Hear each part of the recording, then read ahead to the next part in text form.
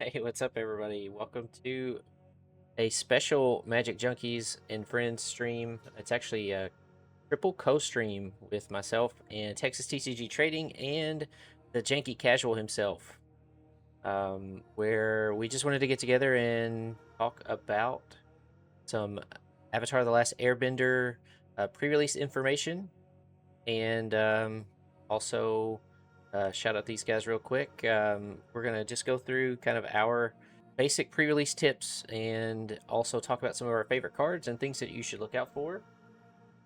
Just invite some discussion and communication ahead of the pre-release. And so I love pre-release season. I love limited events and getting your hands on new cards, new game pieces, and seeing just how creative each person can be, and then a little bit of competition because it's kind of a skill challenge, right? We're going to go around real quick and just do some introductions. We're going to start with Eric, Texas TCG Trading.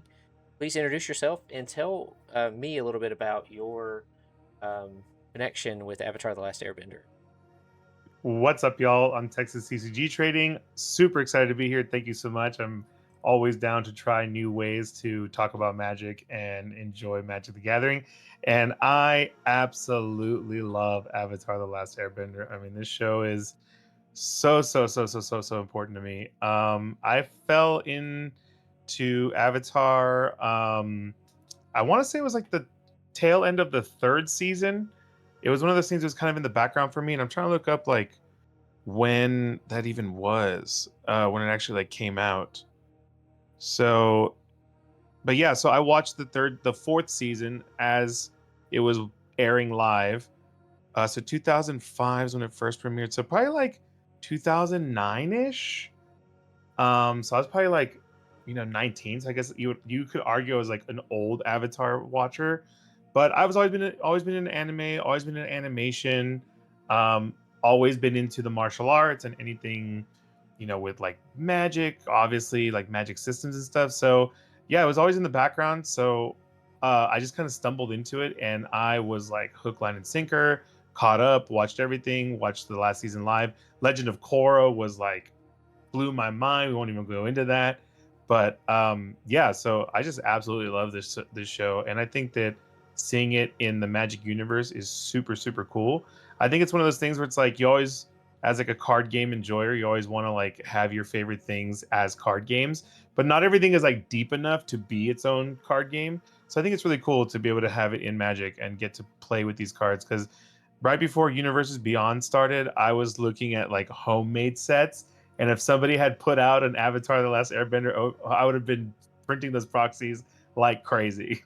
Absolutely. Yeah, that is kind of a fun project to take your favorite world or stories and make your own magic cards. So yeah, you're absolutely right. There's just something about being excited about cards from your childhood. We'll talk more about that, but and obviously you're gonna tell us more about of Avatar Last Year. But let's go on down to the Janky Casual. Matt, same question. Introduce yourself, tell people a little bit about yourself, and then what is your connection to Avatar The Last Airbender? What's up? I'm Matt, or the Janky Casual. And yeah, I have a huge connection with Avatar. I watched it when it was coming out in 2005. I've pretty much watched it since it was airing on television, and I've rewatched it plenty of times since. My wife's a big fan, so we rewatch it together. I've seen The Legend of Korra. I love The Legend of Korra. We have like a bunch of the hardback comic books, which is like the story after the series, and that's really good. So yeah, big Avatar fan. It's been a while since I watched it. I'm like due for a rewatch, and it's probably gonna happen real soon because of this set. But yeah, I'm super stoked to see it in Magic. It's a super important series. I think it actually like does teach a lot of important lessons to kids. Not only like it's a good kids television show, right? But it's also really good for adults. Like it's still funny. It's still got a great message and a great story to this day. Um, I think it was actually one of so I have a friend who has a kid, and it was like one of the only animated things that we could get him to watch with his kid, and he was hooked immediately. So that goes to show you just how good the series is. hmm Yeah, I forgot to mention earlier. I mean, I feel like even though it's considered a kids show, and I think that's only because of the fact that it's animated, it is one of those series that it very much like a great Disney property, or even like a good Mizukawa or sorry, man, I can't remember Miyazaki, you're good. Miyazaki. Yeah, sorry, a good Miyazaki film. Like, there's so much layers to it, and there's so many things you can take away from it. I think from so Mhm. many seasons in your life, I would love to see how much I identify with Iroh as I get older. Oh yeah. You know, and other characters along that journey. So yeah, I mean, it's a show that it's one of those shows where like it kind of like shows you what I feel is almost like a top layer of like a really deep, rich world. Mhm. And they show you so much, but it's still not enough. And there's still so much more you want to keep digging into. And I Oh think yeah. that's just like a measure of like really good creativity, really good world building, and really good character writing. Absolutely. Some of the best characters in any animated series, I think. Yeah, I think it really takes it's one of those pieces of work where you gotta get through the whole thing. I think if you just sit down and watch the first season and you're like judging it completely on that first season, there's some good moments, but it's a whole work, like Mhm. you gotta get it's like telling someone just watching the first Lord of the Rings, like they're not gonna get it if they don't sit down and really go through the whole thing. Yeah. All right. Well, we're going to kind of stick to and just kind of the baseline introduction type stuff. And we'll get into a pre-release guide, what to expect, and some tips on how to do that. But let's just briefly talk about the cards. So you talked about the game piece, being excited to see those. Tell me about some of the cards that you've seen, or where you're going to play them. Are you going to play these in Commander? Are you going to play them in Standard? Are you excited about just limited, like sealed or draft? So let's start down with Janky. Um, where are you going to be playing these cards, and which cards are you excited about? Yeah, I mean, I'm going to be playing them mostly in Commander and Standard. I'm open to other formats, but those are the two formats I play the most. I play a lot of Standard in Arena, and I'm very excited that this set's actually going to be in Arena because I feel like the Spider-Man one was just disjointed, and I couldn't like pay attention to. I didn't want to learn the cards in two different ways, so I just like didn't play it in Oh Arena. yeah, absolutely. Um, so yeah, I'm really excited for this. As far as like EDH, Badgermole Cub, I think is going to be like a super busted green card. I'm super stoked to see. Earthbending, I think in general is really strong, um, and I'm very excited to see what it does. And then there was a red one that I saw, Redirect Lightning, which is like what is it? It's a yeah. Look it up. Look it up. Let's see it on screen. It's Bolt Bend. Bolt Bend is Bolt Bend. Yeah. Mm-hmm. Mm-hmm. Yeah, so that's a red and a green card that I'm pretty excited for, and I will be using them in both EDH and I mean, I feel like Redirect Lightning is going to be decent in Standard, and I feel like Cub could be as well. So, only time will tell. Oh yeah, I'm really excited about Badgermole Cub. You know that I'm a green player at heart, and Oh if I'm yeah, not playing mono green, I'm playing like Golgari or Jund or Abzan. Like green's in there somewhere, and Badgermole Cub is Yeah, definitely. absolutely. all right. And so Texas, where are you going to be playing these cards? What format are you planning on playing? Is there a card you want to shout out now?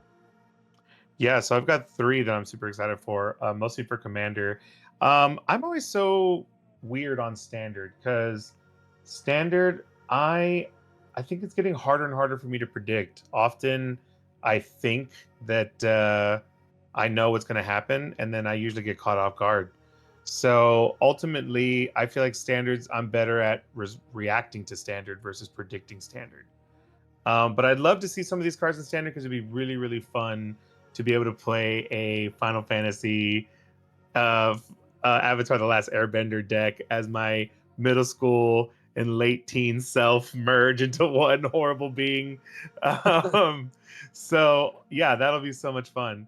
But yeah, when it comes to Commander, I am super, super pumped for Sokka, Tenacious Tactician, I think is what it was. The Jeskai Yeah. Sokka. He is a menace, prowess, gives allies menace and prowess.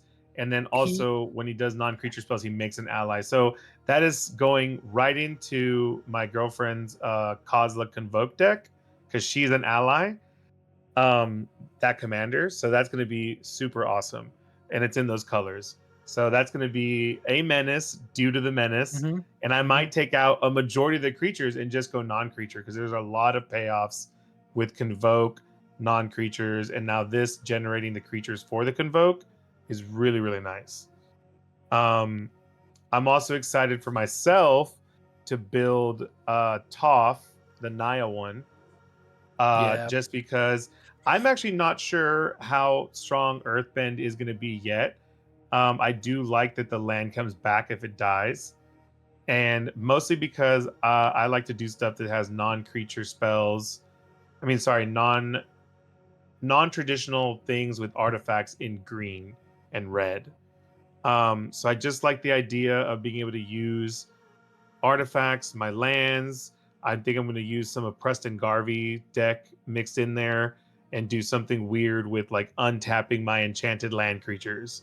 It's the Naya Toph, not that Toph. Yeah. Toph, what is it? The first metal bender, I think. Mm, Something like that. So yeah, I I it's don't know. think that's non-token artifacts There's so are many. There's lands. so many different ones. I there is. know. It's I not think that that one. Sokka is already looking like one of the strongest picks for commander in this Sokka's set. amazing, yeah. And then this Yeah. Toph, I think, is just going to be pure fun. I don't know if it'll be more than a bracket 3 deck. There you go, that one. Yeah. Yeah, There's like 5 different tops. yeah, I know. Well, Toph's a very popular character. You know, she's a little badass. Yeah. Like, Which one comes in the um, commander box? Commander whatever the it is. bundle. The I bundle, am yeah. not sure. I'm sure I showed it in one of the 5 I just showed. Yeah, probably. It's probably the Yeah, hard-headed right. one. The hard-headed one. Yeah. But yeah, so this one is a non-token artifact you control our lands, which I think is just hilarious with this color combo. And then you get to that's one that comes in the scene box and the Yeah, jumpstart stuff. that one has the I mean, land creatures having double strike is also fun. I'll probably pick that up for the 99. But yeah, so Top the First Metal Bender and Preston Garvey combined and doing some weird shenanigans where I enchant the lands and untap them as creatures, and we'll figure it out. Well, step 2 question mark, step 3 profit. So That's the most uh, that is the most gruel creature I've ever seen. that gruel top. yeah. yeah, the double striking Yeah. land Toph. Make your lands big, make a bunch of big land creatures and give them double strike. Mm-hmm. Yeah. Yeah, I think that'll be in the 99, and then the Naya Commander will be the main one. Yeah. I'll probably end up playing all the Toffs, even the horrible AI one. Allegedly, we don't know yet. Allegedly, I haven't even seen this. Shout out to Bigger Gayer Magic. Check out their post about it, or his post about it. Yeah, hard-headed Earthbender or something. Hard-headed mentor. Hard-headed teacher. Hard-headed teacher. Yeah, great card, just terrible art. I don't think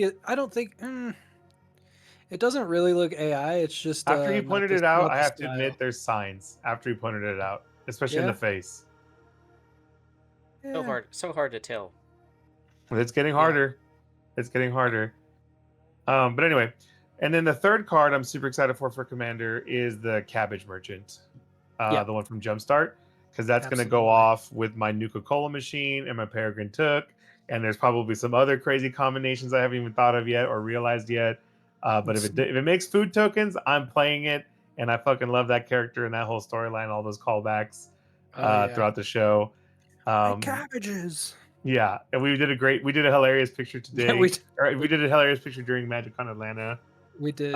with the cart. Is it this one? It's enter the food. It's the other No, it's not cabbage this one. It's the merchant. jumpstart Yeah, one. Yeah, Oh, it's friendly the other gosh. one. cabbage.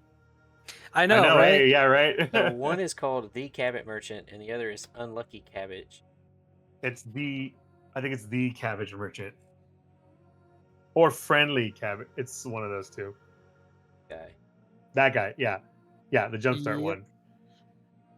Yeah, whenever a casts a non-creature, make a food token. Whenever a creature deals combat damage to you, sack a food, tap 2 foods, add 1 mana of any color. Yeah. It's gonna be great. It's gonna be great. I do love turning the foods in to produce. Mhm. Yeah. Well, I haven't done this often, but my gimbal deck, which is where this will be going into, plays the displaced dinosaurs. So my foods turn into 7/7 dinos. So you play a spell, and now I have a 7/7 dino potentially. So I mean, it's great. I love this card. I'm Yeah, excited for it. Yeah, that's definitely really good. My Lord of the it's gonna Rings, be the expensive. food and fellowship. It's got really makes a ton of food. Apart from the last Elder, food's tap for 1 green. Mm. That's a good start. Kind of like our cards, introduction to the set. And as we go, feel free to talk more about the lore or the story or the character.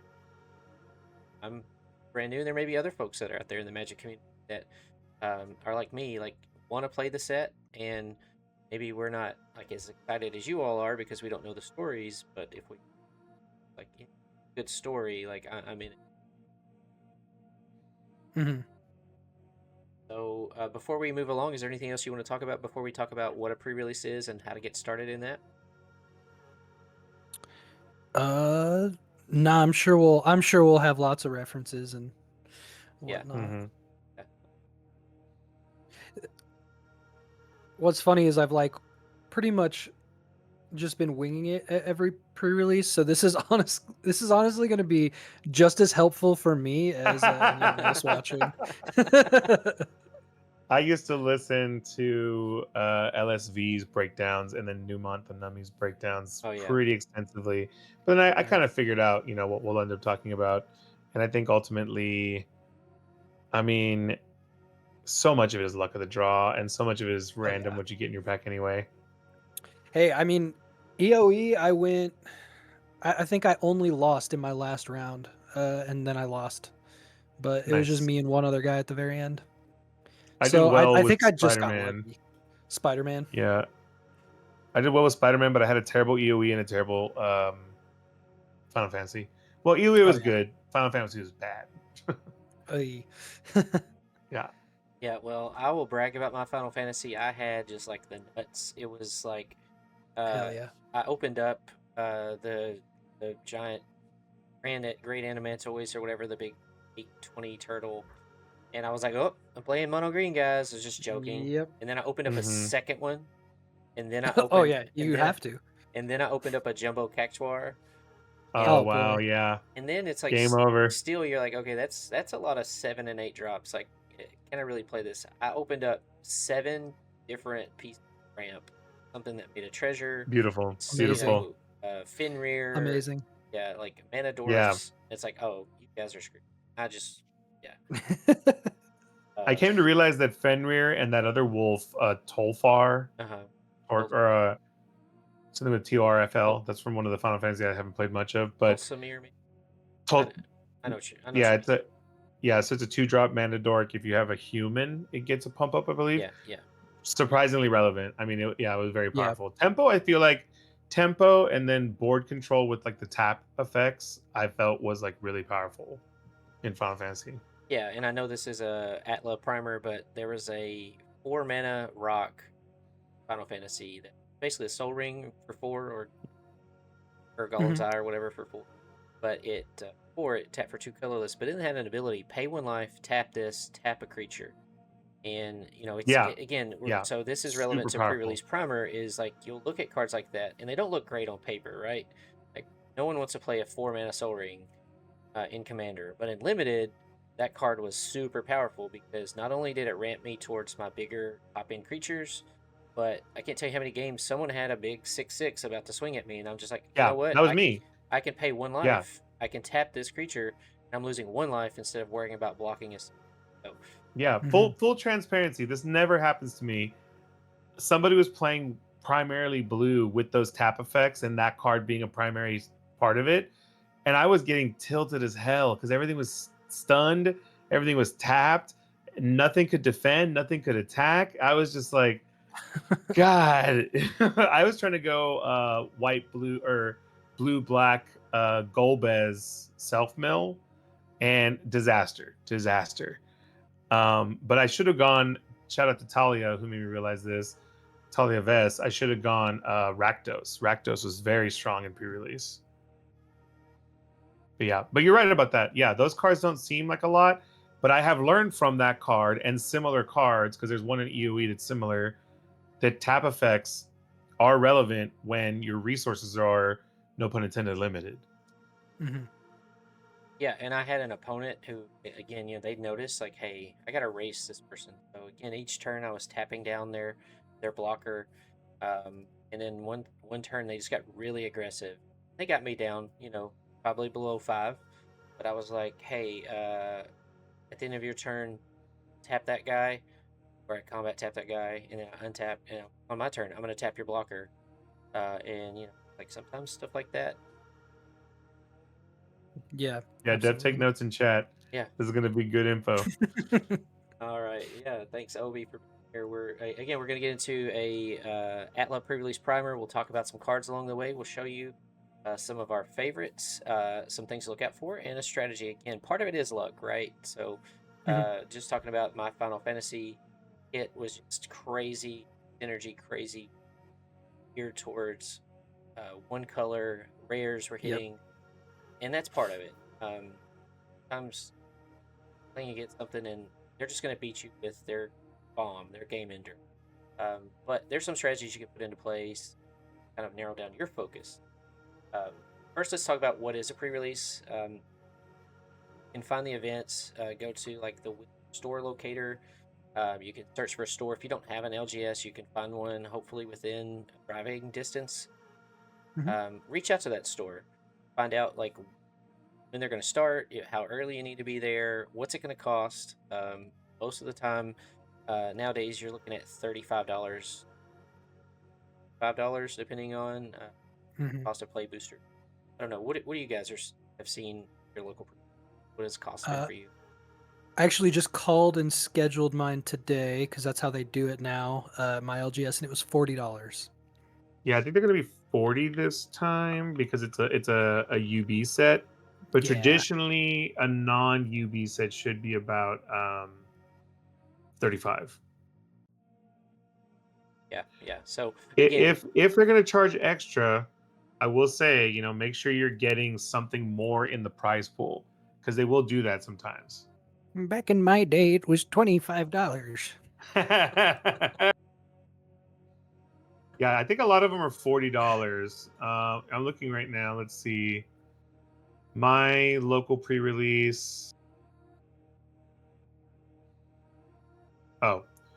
Is going to be 50. So this one they're charging a little extra. Damn. Yeah. But my store will charge a little extra, and I'm okay because I like to support them. Yeah. But I think it's supposed to be about 40, 43. I've even seen some places charging. So yeah. 43. What the frick is up with that? They're probably charging the $3 as like the store fee or some crap. Avatar. We gotta keep it for the kids. You know what I'm saying? Yeah. But again, but also for this set, it's not surprising to charge extra because the reprint sheet, which we'll get into, we'll mention that as we talk more about the cards. Like my store knows people want the reprints in the set, so that's why they're charging $10 extra, basically. Yeah, but let's be real. Have y'all seen some of those reprints? I don't care. I just like what they do, and I like that I can open packs that I want to open anyway and get cards that I need. No. Some of them look amazing, and then some of them look weird and terrible. Like the Mystic Remora, I think is beautiful. Yeah. But like, what's the one with isn't it like Ozai's face just straight up zoomed in on a card? Which one is that? It's a tutor, it's isn't it? Cruelty. It's a cruel tutor. That's what it is. Yeah, cruel tutor. Yeah. I mean, I like it. Bad. I like it. It looks so bad. I like it. I love the set. I love the art, but like, come on. I mean, okay, if we want to get, into the lore a little bit, when it comes to that card, Ozai's face reveal was a big deal. It was a big deal for sure.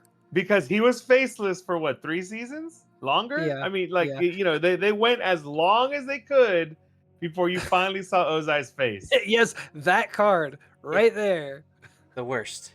So, to be I get it. fair, I get it, but making a like, card that kind of references how big of a deal it was to see Ozai's face yeah, it's kind of is funny. kind of on brand.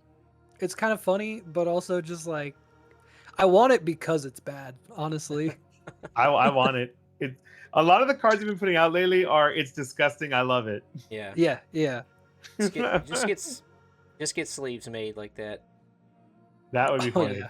That would be amazing. I mean, and I'm sure it's already out, but if there isn't a cube deck box of that, they fucked Oh, up. there needs to be, yeah. The Squaros. Yeah, the Squaros. Yeah. That was a miss. All right. So covered, the basics of it. Check with your LGS. Again, if you're like Janky Store, you may want to schedule it. There may be limited quantities, and there may be lots of people that are excited about it. I know for Final Fantasy, my LGS had to set a cap because they only had. Yep. Yeah. So go ahead and do that now, or tomorrow. Check into it. You don't want to, if you're excited about it, you don't want to miss it, right? So go ahead, spot reserve. What do you Also, need? some stores I've noticed will do a pre-release event on like a Tuesday night. So also look into that if you don't get a Yeah. weekend spot. Yeah. And again, maybe they run one Friday night, and also again Saturday and Sunday. So maybe you have multiple opportunities, and maybe you can play in all of them if that's what you want to do. Yep. So let's talk real quickly. It's the basics. What do you need to bring? What are you gonna get like from the store? What do you need to? So typically, if you have a play mat, you have dice, you have sleeves, you typically want to bring those with you because you're opening up maybe something that you're really excited about. Make sure it's protected and be prepared. Also, most stores now use the companion app, so make sure you downloaded that and log into your Wizards account because you can register with a code or with a QR code. You can also Yeah. track life on that as well. Yeah, a lot of the stores want it because Wizards wants them to track through the companion app, so they want to keep their standing. And ultimately, that's the stores you want to go to because that's the ones who are going to have the promos. They're going to have the sealed promo packs, all those goodies, all the extra things. So, try to go to a store if you can. If you only have one option in town, then obviously go there. But yeah. Yeah, and just like Also, if Texas you said, have a go ahead. if your store is not official yet, push them to become official. Because then that'll be beneficial to you as a customer. Yeah, if they can get that WP in status, then that just means more price support and hits and things like that along the way. Also, as Eric said a few minutes ago, if they are charging a higher price, maybe they're throwing in some more price support, or some stores will do like a food and a snack item that you get as part of your entry, which is cool. They don't have to do that, but if they include that, but what you will receive typically is a pre-release kit that has like a special D20 in it, a spin down. It will have a promo pack. I believe this promo pack's coming with 2 cards. I think that's what it Ooh. said. I'll have to read that here in a minute. But typically you can play with your face promo. If it's on color, it fits your deck, you can play with that card. That's randomized. And you'll get 6 packs inside of that pre-release box. Now, something different for this one, which we had back in Tarkir Dragonstorm, is they have 1 pack that is seeded. What is a seeded pack? Well, if you didn't play with Tarkir Dragonstorm, they had the 5 different clans, and so you would get a pre-release kit for one of the clans, and your seeded pack was specific to that clan. Well, in ATLA, we have character boosters. So there are 5 different characters, each monocolored character. So you have one for white, black, red, and green. And so you'll have 1 pack that's actually a monocolored pack. I assume maybe it could have some artifacts in there as well, but it won't have multicolored or second color in that pack. It's still not sure if you're going to get to choose. So again, that may be relative to what your LGS does. Maybe they take whoever signed up first gets to pick first. Whoever shows up first gets to pick first. I don't know. Or it may just be random. Yeah. If they're limited. It's random at mine for sure. That's what they did in Yeah. Tarkir. They Most just often like, it's random. yeah, I traded with someone for the color combo I wanted. So you may also be able to do that. Like they don't care if you Now, trade I the will one you say get. though, I will say that you could do the trade, right? But this was my Yeah. experience with Tarkir, and I don't know if you had a different one. But with Tarkir, I picked the Obzon pack, Mhm. and I did two of them actually. I got Obzon once and Mardu the second time, and my seeded packs had little influence on what I ended up playing ultimately, Yeah, that can uh, happen. That can happen because your other six especially in the packs are random or right. five. Yeah, the other 5 packs are randomized, especially in the Obzon deck. I ended up playing Sultai in that one and doing much better than if Mm. I'd played Obzon. I played Sultai But too. yeah, Sultai was super strong. But that being said, this one's a little different because it is definitely more keyword focused than I think the Tarkir set was.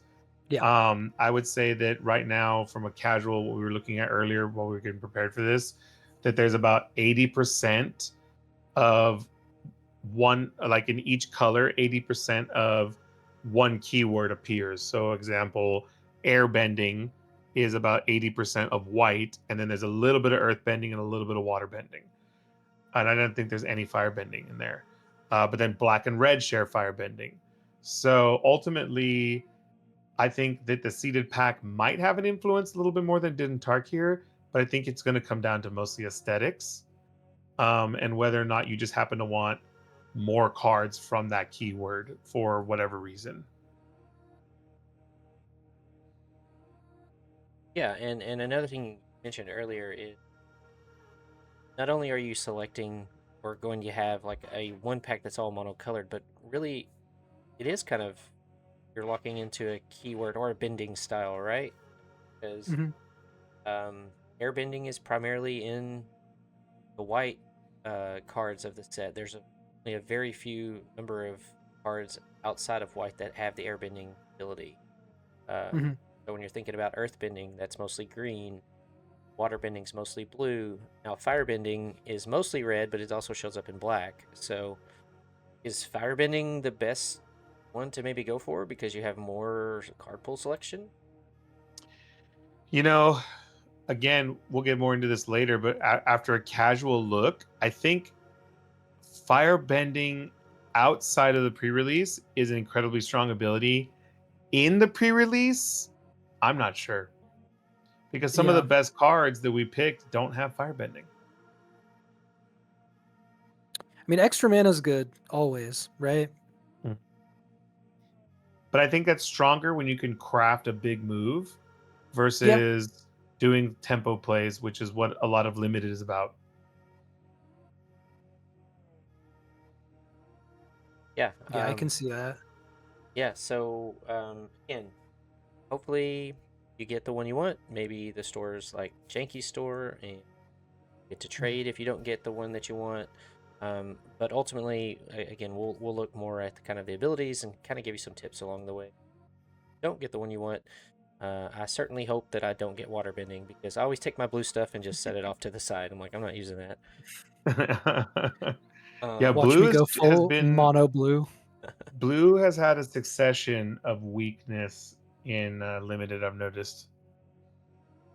yeah, it's just tougher for me to play. I'm more of the play creatures, go burr, turn them sideways, use Yep, removal on time. Use combat tricks. Blue has a lot of absolutely. Yeah, combat tricks and timing matters, but it's also, again, I just feel like the creature, so absolutely. you have to have a Well, lot they more keep doing a synergy. lot of things in blue where they won't give it hard removal unless it's like one really good enchantment, which they keep doing that.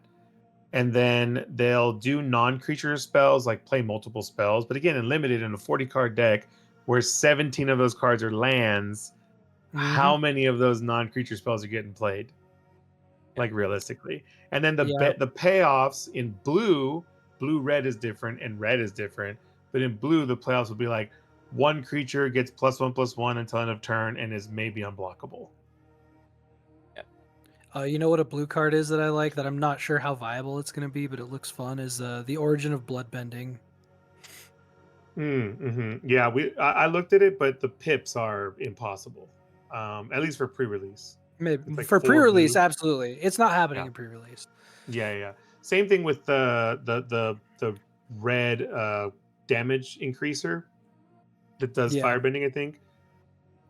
Like it did, I think it does damage. Excuse me. It multiplies damage equal to the number of counters on it, and that is not a pre-release card Yeah. because it's like 3 red pips or 4 red pips plus X. Or Secret of Bloodbending, not Origin. There you Ah, go. there Yeah, it is. but again, yeah, four blue pips. I mean, that's tough. Waterbending is. 10. That's Yeah. not happening. Waterbending 10 is a commander only thing. 100%. 100%. Great convoke card. I mean, technically, it could happen. You could have Yeah. be flooded like 8 mana on the board and then 2 creatures, so you could get there, or Sure, 6 mana and 4 sure, creatures. Yeah. I mean, well, no, you have to have 14 mana. Yeah, counting casting it. Yeah, you're right. 14. So 8 mana, 6 creatures. You're still not there. I mean, maybe And you're it's a there. sorcery. I I think mean, yeah. waterbending is pretty cool though. It's like convoking almost, right? Right. That's how it No, works. it slots in great with convoke for sure. But again, Yeah, that's a yeah. commander thing. Yeah. Yeah. I don't want to get blue either. I'm a green guy. I'm a green and black guy. Last pre-release I went to was EOE and I played mono black. It was great. Great. Yeah. Very strong. Black was super strong in pre-release for you. Yeah, ridiculous. Mm-hmm. Mm-hmm. Really good tempo plays with the void stuff in black. Mhm. Yeah, I think as long as I don't get blue, I'll be fine. If I get blue, that's just I'm going to beat you with 5 packs, I guess. All right. Well, so again, that's one thing that's different. You're going to get a seeded pack. That seeded pack is going to be specific to one monocolor, and you're mostly going to have, again, maybe more of your synergy is if you get the red one is in firebending, earthbending if you're green. Maybe that's what you want, but maybe you're going to have to learn to play with that. That doesn't mean you can't play other colors. It doesn't mean you have to play that. It's just you're going to have more cards in your card pool and probably more synergy. So sometimes that's important. Primarily, though, I think you are probably going to play 2 colors. If you want to stretch it, or if you get a bomb that's in a 3rd color, then maybe you play 3 color. However, a majority of the mana fixing is in green, so you kind of have to have some green mana fixing to play that 3rd color most. Yeah, we'll talk about it more for sure when we get to the multicolor. But there are very, very few reasons in this set for me personally to play 3 color, and even like I would say I'm 60-40 on 2 color. I think this is a heavy monocolor set, which is refreshing because I don't think Magic's really done that successfully for a minute. And I definitely think that you have to have very strong reasons to play that 2nd color for this set because they give you so many great reasons to stay in one color. Yeah. So let's just get into we've covered that. Again, your other 5 packs are gonna be random, so maybe you pull a bunch of rares in other colors, and some support. But this is different from constructed in that you're gonna build a minimum 40 card deck. Now, minimum 40 card is emphasized because that is optimal. Again, if you got those removal spells that you need and you have those bombs, and if you decide, hey, I'm going to build a 50 card deck, well, now you've watered your deck down with less optimal cards, and it's going to be. Yeah, are you going to still see those bombs? Maybe. But you're giving yourself a harder, less percentage chance to hit those. When you really need them, you're thinking, man, I really need a removal spell.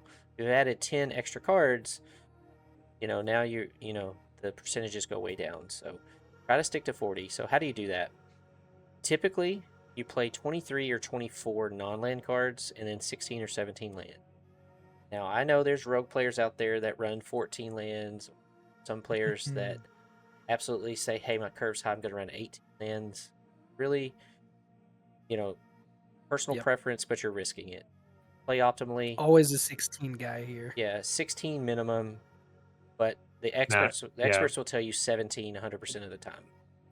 I think this set more than ever 17 lands. It's a creature heavy set, it's a combat heavy set, and there's payoffs for playing a lot of lands. Hey, if you're playing green, definitely. Yeah, like that's what I'm saying. There's a whole color, there's a whole mechanic that pays you off for playing lands. It's not landfall, but it's similar. You're going to be wanting to attack. You need to play your creatures. You need to be on curve. You're going to be disposing of your creatures, especially if you're earthbending, because you're getting those lands back.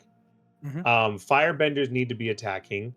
Waterbenders need creatures to tap. So I mean, yeah, like don't get cheeky. Waterbending is the only one where you can think about maybe not playing 17 because you're going to be using your creatures, but you better have a lot of 1 drops and 2 drops because that's replacing your mana then. Yep. And I make this mistake in Convoke all the time with Jess's deck.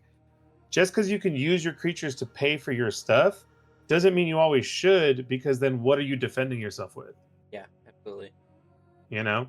So like, yeah, like let's say you tap out, you play your big water bended bomb, then they just remove it and now they beat the shit out of you because you got nothing. Yep. So even then, maybe rely more on your lands and not your creatures still. Yeah, Janky, you said you're a 16 land believer.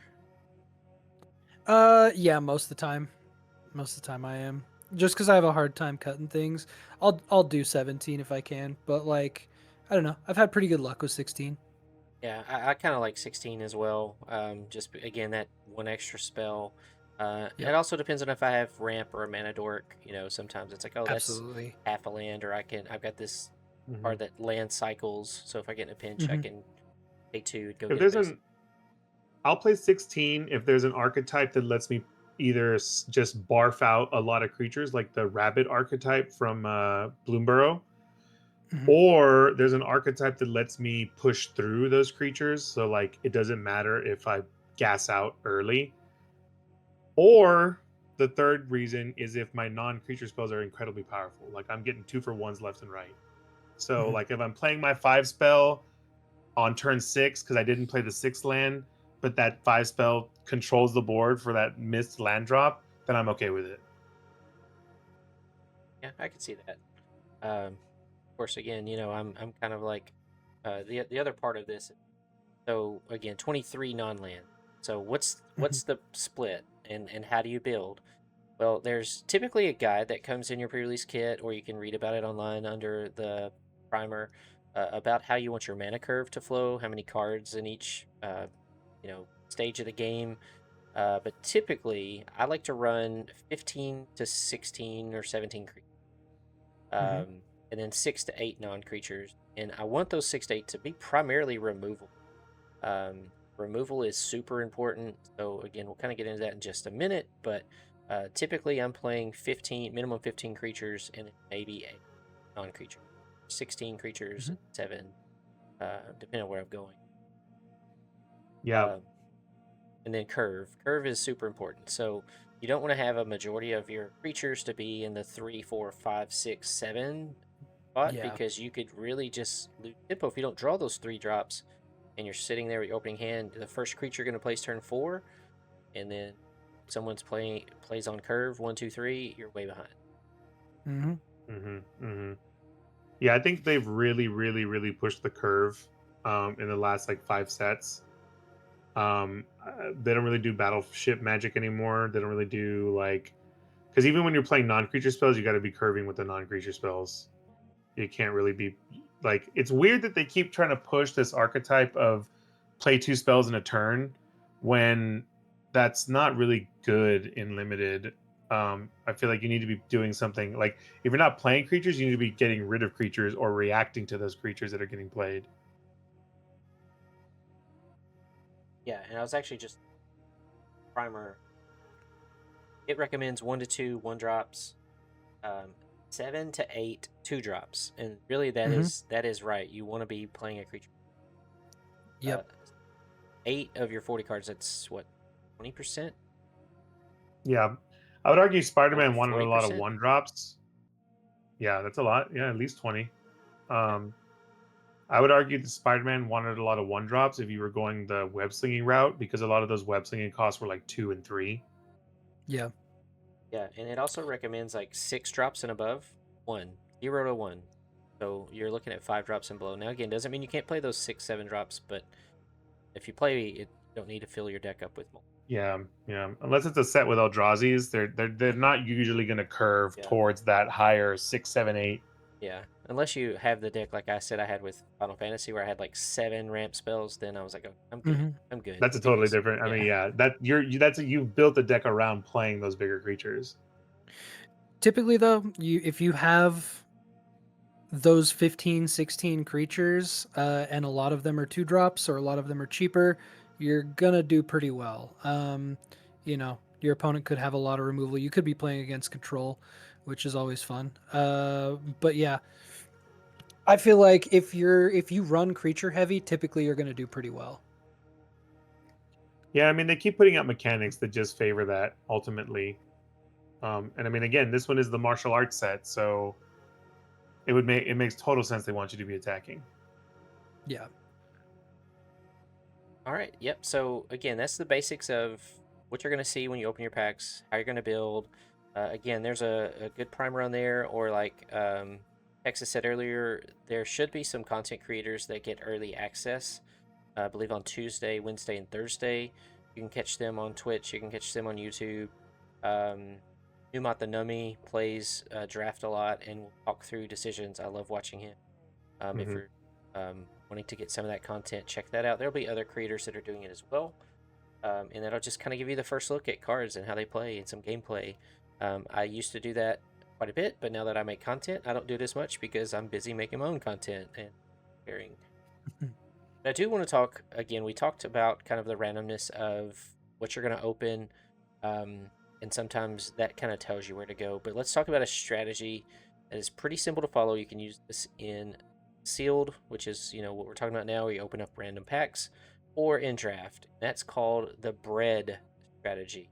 It's just a really easy acronym to help you kind of think through your decisions. What am I going to play? I like this card. I like this card. I like this character. But if you're trying to win the event, or you're trying to have the best time with a synergistic deck that plays well, starting with B. B stands for bombs.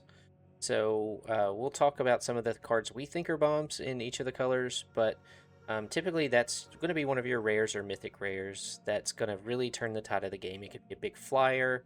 It could just be something that makes a lot of tokens. Something that if you want to see that in your hand every game you play, you're hoping to draw Mhm. it. Um, Something that feels good when you drop it. yeah, you're like, Hmm. this is what I'm all about. And your opponent's like, Usually, "What?" usually a mythic, usually a rare, usually first pick, first pack if you're doing a draft or something like that. But sometimes, and I have noticed with this set, there's a few standouts in the on unlimited or sorry, uncommon department. Sometimes it will be an uncommon. I mean, some Yep, sets do have. I mean, what was it? Stock up from Aether Drift. That was kind of a bomb in that set, yep. even though it's an uncommon. So yeah. All right, and I'm just going to go through these letters real quick. We'll hit them a little bit more. But so B is for bomb, R is for removal. Again, I've already talked about I like my non-creature spells to be removal because taking out those bombs is going to be important. Your opponent's going to get a bomb too, right? You're not going to be dealing with the bomb cards in your deck. So having removal for those and knowing when to use removal, another topic that we can Mhm. hit on.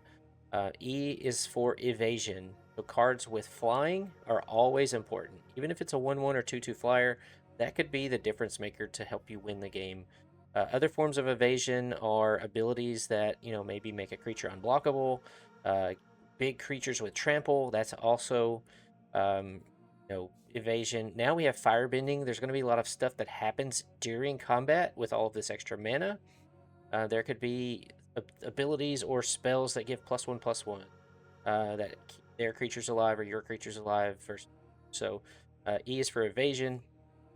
A is for aggro. So going back to that idea of mana curve, you don't want to be playing creatures that just don't really affect the game.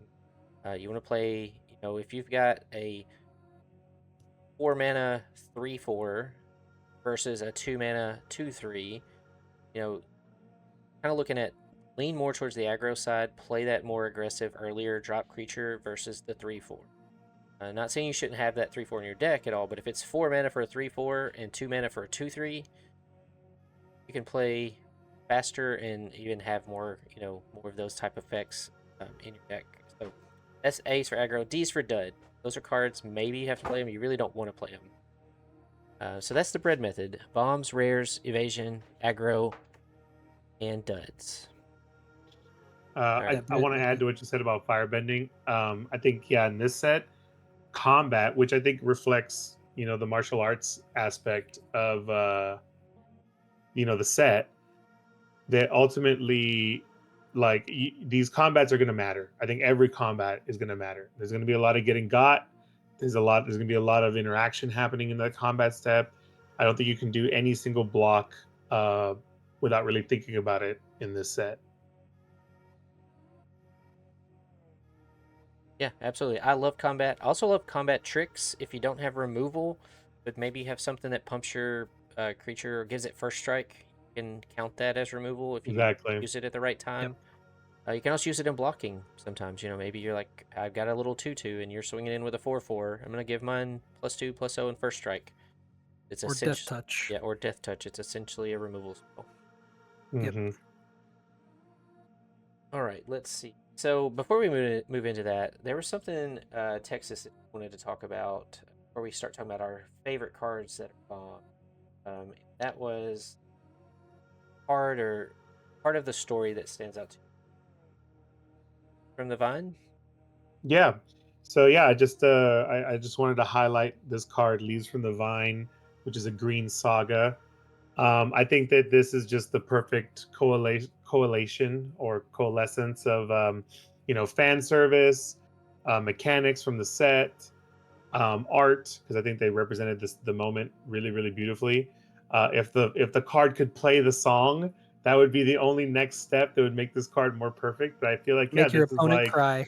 yeah, and if it could make your opponent cry as the fourth chapter, then I think that this card would be even more magnificent. But yeah, Leaves from the Vine. I really feel like this.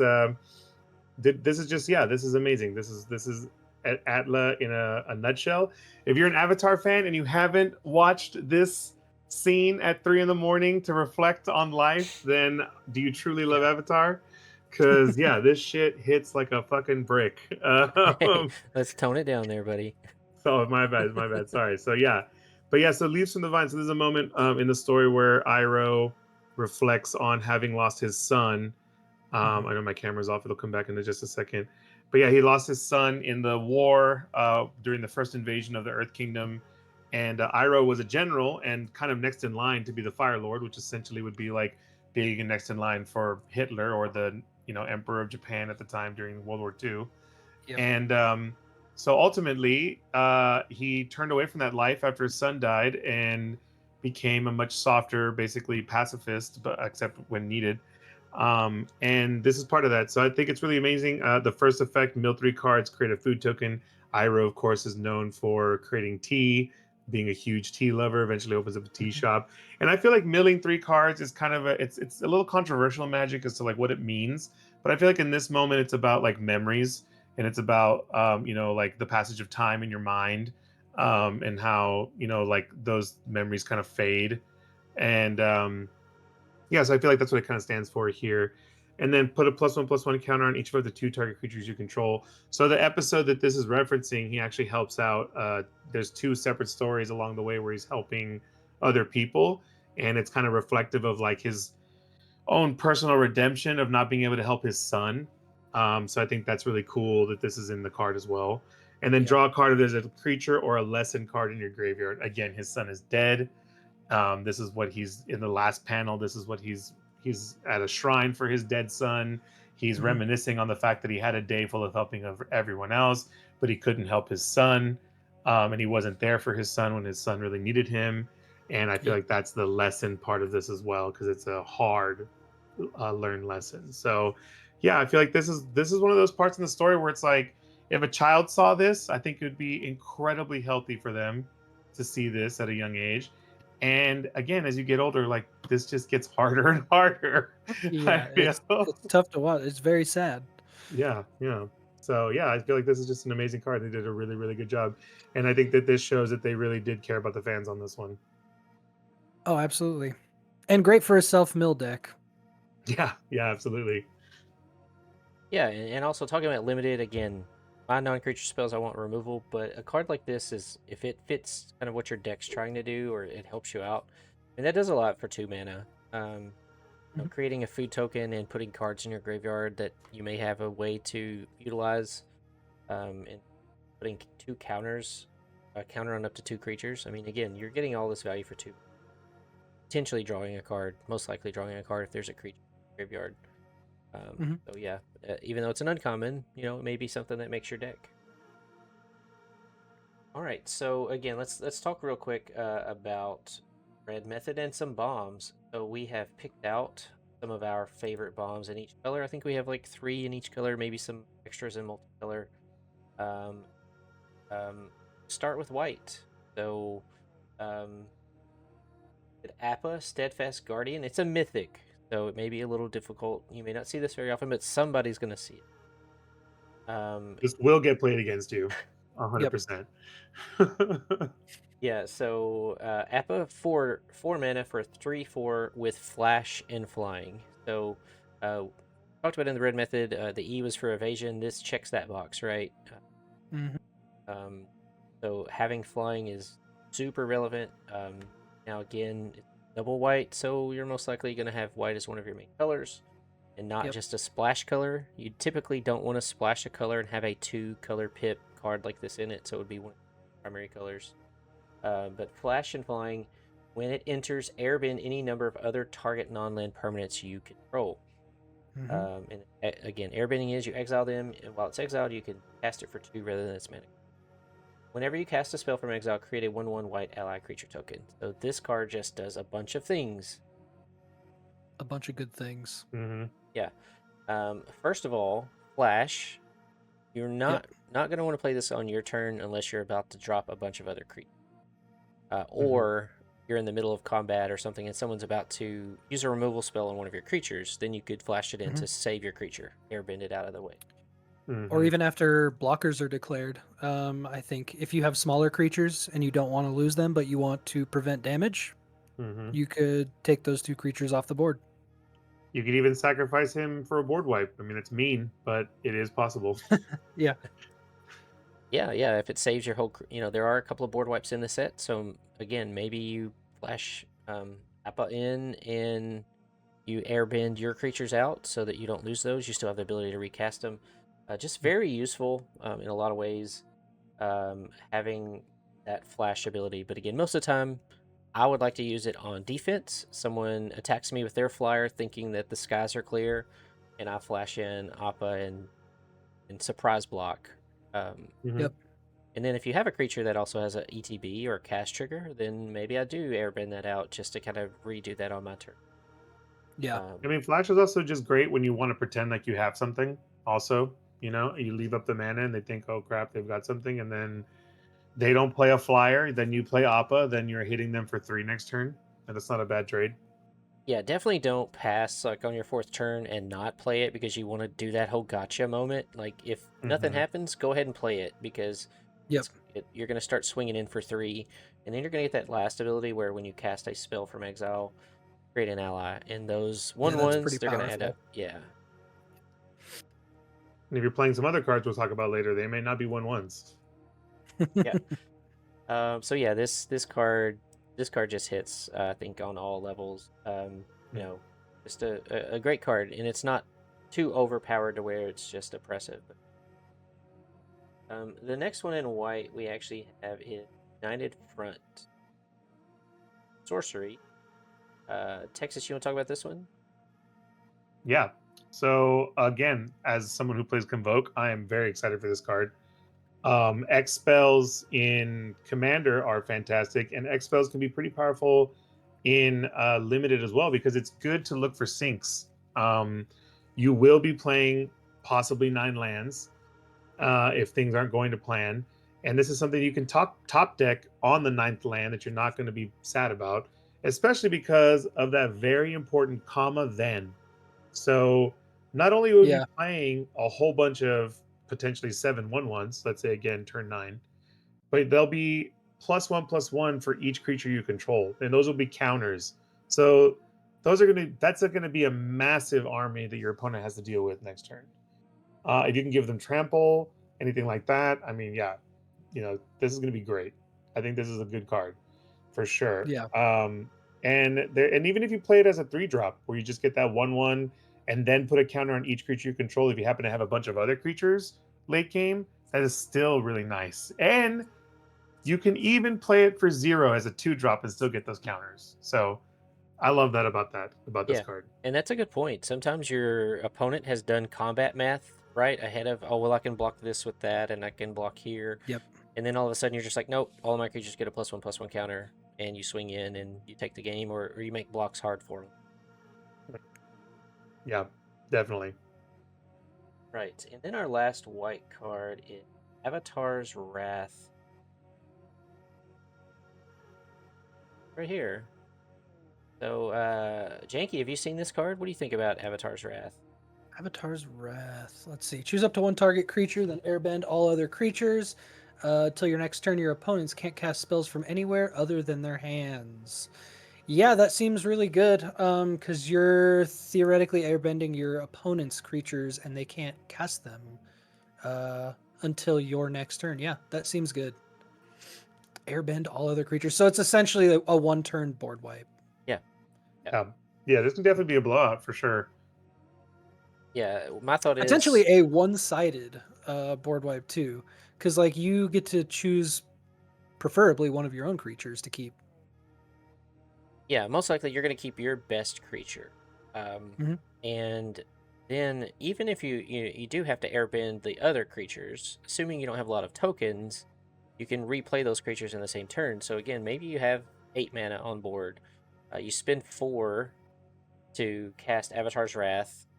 Everything except the chosen creature is airbended, and then you have mana available to recast one of your creatures. And then the biggest thing is your opponent. Let's say this was late game and they were like drawing off the top, and now all of those airbended creatures, they can't cast them for a full turn. You're basically going to get 2 attacks with your best creature, unless they have something from their hand that they can cast. But it is a pseudo board wipe, not a hard board wipe, but Hmm. still think it's I don't know how doable it is in this set, but I would love to see this paired with some discard, so that even those there's no hand resources either, so they're really just top decking, and this is a blowout for you. yeah. So again, those are just a few of the bombs that are really good cards that we see in White, that could just swing the game in your favor. Go back to Appa, just the extra token bodies that adds up. We're gonna get into blue. Blue is probably a little bit harder for us to pick. Waterbending's good, but decided to go with Wanj Librarian. On Tong. Yep, I'm pretty excited for this card. Mm-hmm. So Now, what makes you excited about it? yeah, The flavor. I love the character. First of all, I love the librarian. Yeah, I mean, I believe it or not, I like blue. you heard it here, folks. You heard it here. I don't like mono blue. The person who says friends don't let friends play blue or mono But blue. this looks like a really good Simic card, if you ask me, honestly. Because whenever an opponent searches their library, you're putting a 1/1 counter on them and drawing a card. Those are two things that Simic loves to do. Yeah. Yeah. And then when it enters, you're also putting counters on them and drawing cards. Again. Yeah. And then if an opponent searches, you get more counters and more cards. Yeah. Yeah. Yeah, I think the first box of text on the Washi Tong here is very similar to Appa. You know, it's the benefits of flying, it's the benefit of flash. The vigilance is a really nice little touch. And then being able to draw cards, you know, potentially replace himself. I think we talked about if you play him for 6, he gets like you go up a card. You know, that's nice. A little bit of that extra advantage, especially in limited, goes a long way. I do think that the last ability, and you said this too earlier, MJ, that it's not going to be that relevant. Unfortunately, that's more of a commander thing. I will see Yeah. this in CEDH lists, that's for sure. It's going to be a great commander card. I don't think it's going to be super strong and limited. Yeah, but I do. But if you see it, play it because it is still a good value, and it is a flyer, Yeah. and flyers will win you the game. Oh, yeah. Yeah. So again, this card you primarily want to play it for 4 or more. Can you play it for 2 or 3? Yes, you can. But 4 is going to get you a 3/3 flash flying, and maybe you can prize block. You're going to draw a card. So for 4, it replaces itself into 3 flying.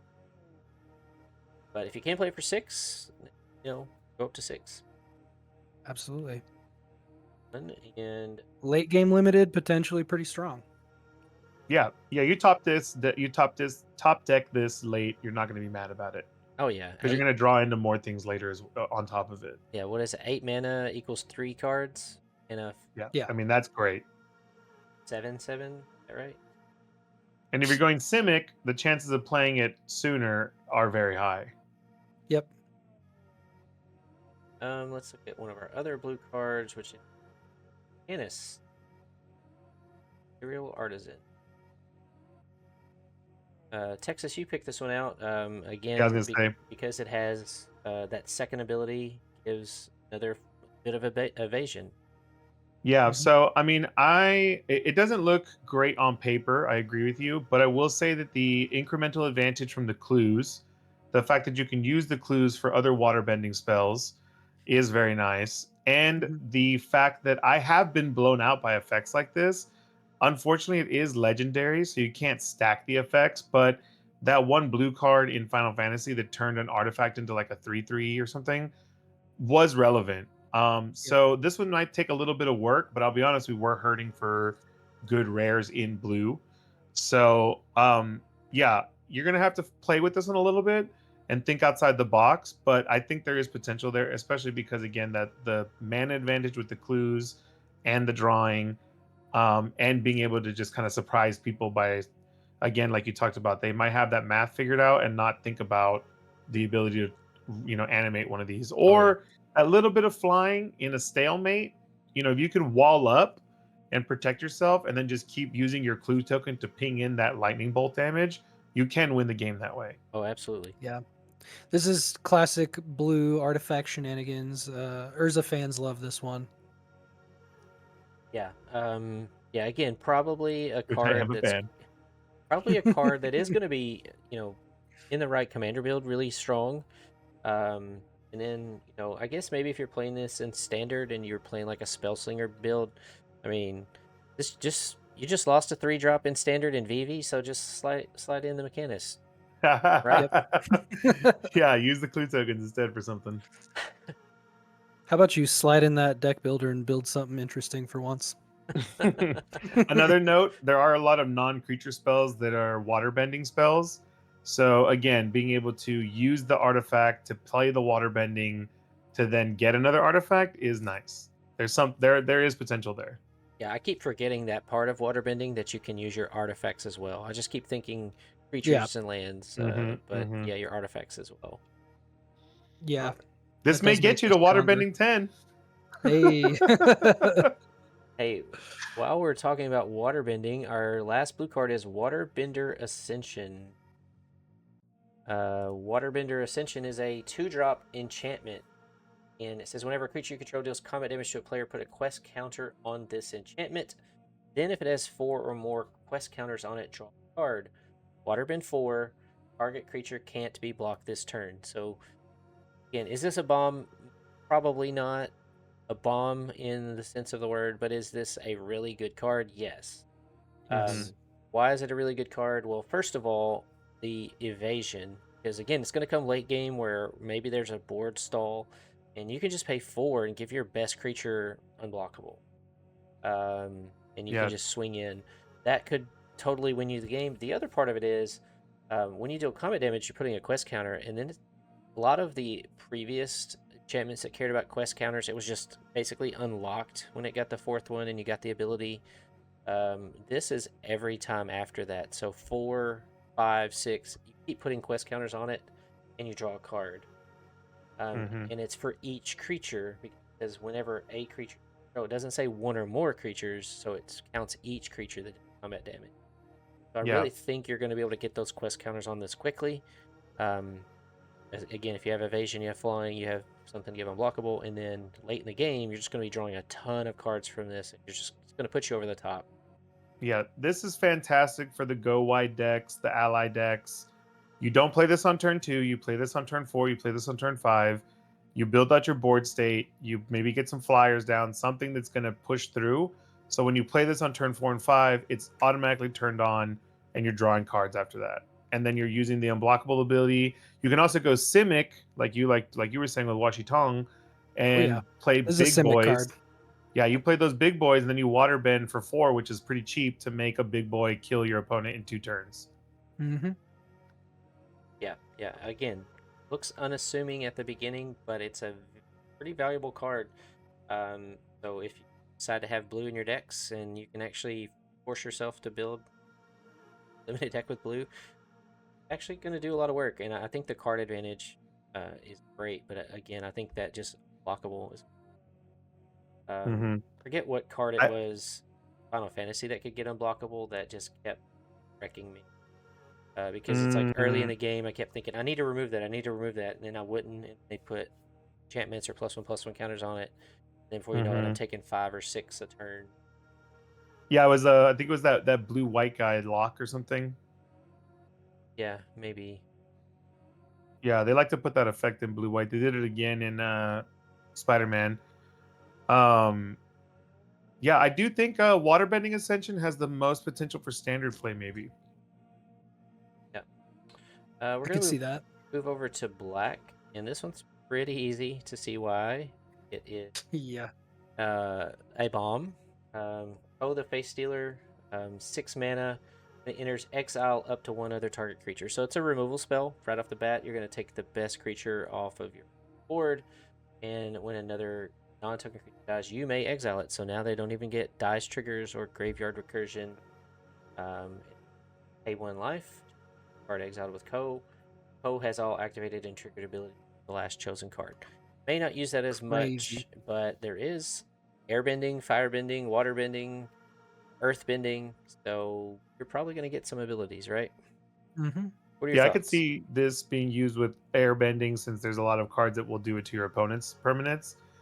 I also think that the second line of text has a little bit of relevancy since there's a lot of like, if you have X in your graveyard, get this. But yeah, I mean, 6/6 beater that also takes out your best thing.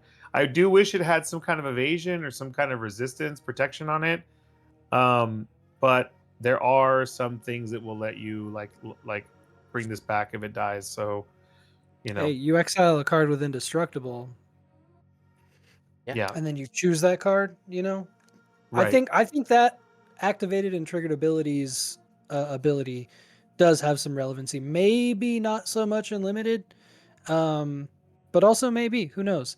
You know, you could earthbend with that. hmm Also, we should have said at the beginning of all this, preface all of this with the bonus sheet.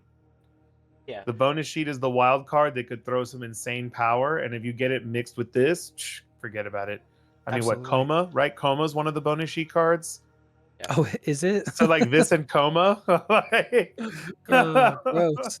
Yeah. In our yeah, primer here, Yeah. we didn't even look at the bonus sheet. You No. may yeah. get some pretty crazy stuff. This is just base set stuff.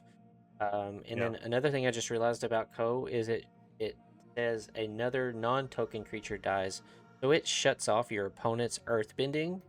Mm-hmm, Hmm. So mm-hmm. their lands, typically, if they were an earthbended land, would exile and come back to the battlefield.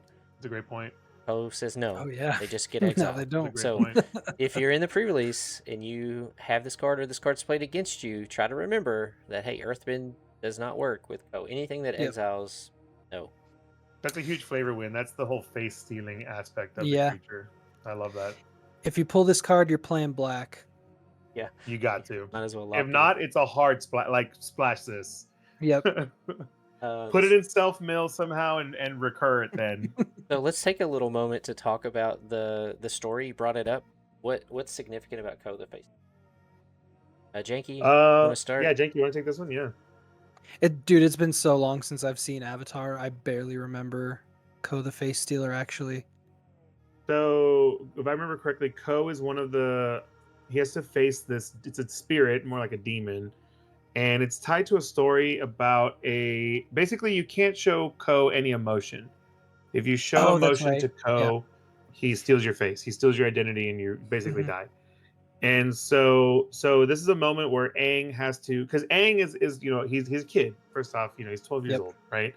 And that's a big reason why he's struggling with this burden of like being the savior of the world and taking down fire Hitler. And so ultimately, this is a moment I think where it's about like Aang having to learn more self control, more um learning to control his emotions, learning to control himself, and kind of maturing in this moment when he's dealing with Ko here. I'm trying to remember exactly why he had to talk to Ko. Let me look it up real quick. But yeah, he's also tied to stealing a woman's face. That's like the Yeah, tragedy. Oh, that's right. He stole the face of the avatar of the Water Nation before Aang, Kuruk. He that's stole the right. face of his lover. Yeah. Oh, let's see. In black, we also have the Rise of Sozin, Enchantment Saga, and for 6 mana, Saga, a board wipe on chapter 1. Destroy all creatures. Oh, right. So sorry. That the Aang had to talk to him about to learn about the moon and the moon spirits, the two ocean spirits, Tui and La, which are all part of the water tribe part of the story, which Gotcha. eventually leads to the blood moon and all that. Hmm. 6 drop, enchantment. Destroy all creatures on chapter 1. Choose a card, name, search target opponent's Yep. graveyard and hand, and library for up to 4 card that name and exile them. Then that player shuffles. Maybe not as relevant in 3. Exile the saga and return. Sorry, this is No, you're good. Turns into Sozin. Mm-hmm. That second part is going to be super relevant in standard. Mm-hmm. yeah the 4. Yeah, search for 4. I get screwed up by those cards so much. Yeah, which now we have a few less cards to name, but they're inevitably you're going to be playing against something you don't want to play with.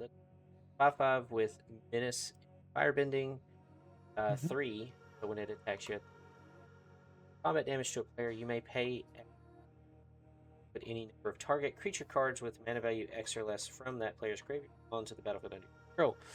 Why is that Crazy. important? Well, you just board wiped, right? So there's going to Mm-hmm. be something in their And you just graveyard. made 3 mana. yeah, yeah, and so and if you have other creatures with firebending that have hit the battlefield and can attack, then now you're getting back more value from them. Every time it Mhm. deals combat damage to a player, and menace makes it even harder to block. Mm-hmm. 5/5 with firebending 3. Yeah, I do wish there was some read ahead cards in this set because sagas are difficult. It is nice that it starts off as a board wipe, but Yeah. so unlike most sagas, it kind of like resets things and lets you build while they have to rebuild, which is really really nice. Yeah, I think this is a strong black card. I don't think it's the strongest black card, but I do think that if you can play it, you should. If you Mhm. can protect yourself with some of the really strong black removal in the set, then you can get there. Just because I mean, it's happened to me all the time. You board wipe and they somehow can recover, no problem. Yep. yeah, So if you can keep yourself alive while you wait for this to flip over, then I think it will do a lot for you. The menace is always relevant in limited. Menace is it lives up to the name. Oh yeah. Um, Oh yeah. because you run out of creatures so fast and limited that menace will take over very very quickly. So I do like that part of this card a lot, and it's a relevant body 5/5. That's a great clock. Even if Oh yeah. by the time this turns around they still have 20 life, you can wrap that up pretty quick. yeah. And another thing to think about too is if you're about to play this as a board wipe, and again, like Texas said, you can survive. Maybe you hold back a creature or two. You don't play your creatures into a board wipe that you're going to have to play. Try to get your opponent to overcommit as they go for the win. I will say this is not. I don't look at this as an aggro card. I do think this is more of a control card, and I do think you should focus more on creatures that can protect you in those couple turns, to when you kind of flip the script and become. So then it's more like a mid-range strategy. But I wouldn't put this in an aggro deck necessarily. Yeah, definitely don't play it for the creature side. If you're going to play it, you're playing it for the creature. Mhm. Yeah, the creature wraps up the game after the board wipe. Speaking of removal, selected Fire Nation, which may not really seem like a bomb, but it does a lot of work. So in bomb, the R is removal.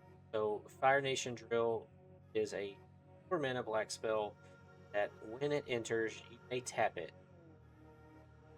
If you do, or when you do, destroy target creature with power 4 or less. The situational, the 4 or less, bothers me a little bit because there may be someone's 5/5 or 6/6 that you're like, man, I really need to get rid of, and then you draw this 4 mana spell. But there's also going to be lots of things for 4 or less that you're going to be able to hit. Mhm. And then I will say a lot of the cards I've noticed that are not in black are like Appa, for example, is a 3/4. Like toughness seems to matter a little bit more on the non-black side. So the 4 or less, I think, is a little bit more relevant if you're playing against non-black In this set, yeah, in this set, specifically. yeah. Yeah. Because a lot of the earthbending is like earthbending 3, earthbending 2. Like it doesn't add a ton of counters to those lands either. Yeah. Second part's pretty important too. Yeah, the ability. Oh, Yeah, absolutely. Yeah, getting rid of abilities like hexproof and indestructible, it's just nice. It's kind of like icing on the cake. I think this is great cost for Yeah. what it does. I think that the tapping it when it enters is almost kind of silly that they even put that on there. I guess because they don't want you to crew it the same turn you destroy something. Mhm. But you know you'd have to have haste on it anyway to do that. But yeah, like I said, the trample is awesome. You can even airbend this and reuse it, which is pretty cool. For Mhm. 6 to get it again is not that bad. And the crew 2 is awesome. Trample on a vehicle with a 6 power crew 2. I have been beaten by vehicles like this in certain matchups Mhm. in previous sets. So that's also why I picked it. yeah, I think it was a good inclusion. It just does multiple things, so it's not And it's a just a good removal blocker spell. too. Yeah, Vehicles are great Oh yeah. blockers. yeah, and then potentially, I'm not sure I'd play this here, but you're in mono black and expect that moves hexproof and indestructible activated. And hey, if you want to get real Yeah. crazy, this can be your mono black legendary vehicle commander. That's right. It could be. Yeah. It Hey. could be. I do like what you said about airbending it. A lot of people forget that bend artifacts. It doesn't have to be airbended. A No. lot that just say airbend to permanent.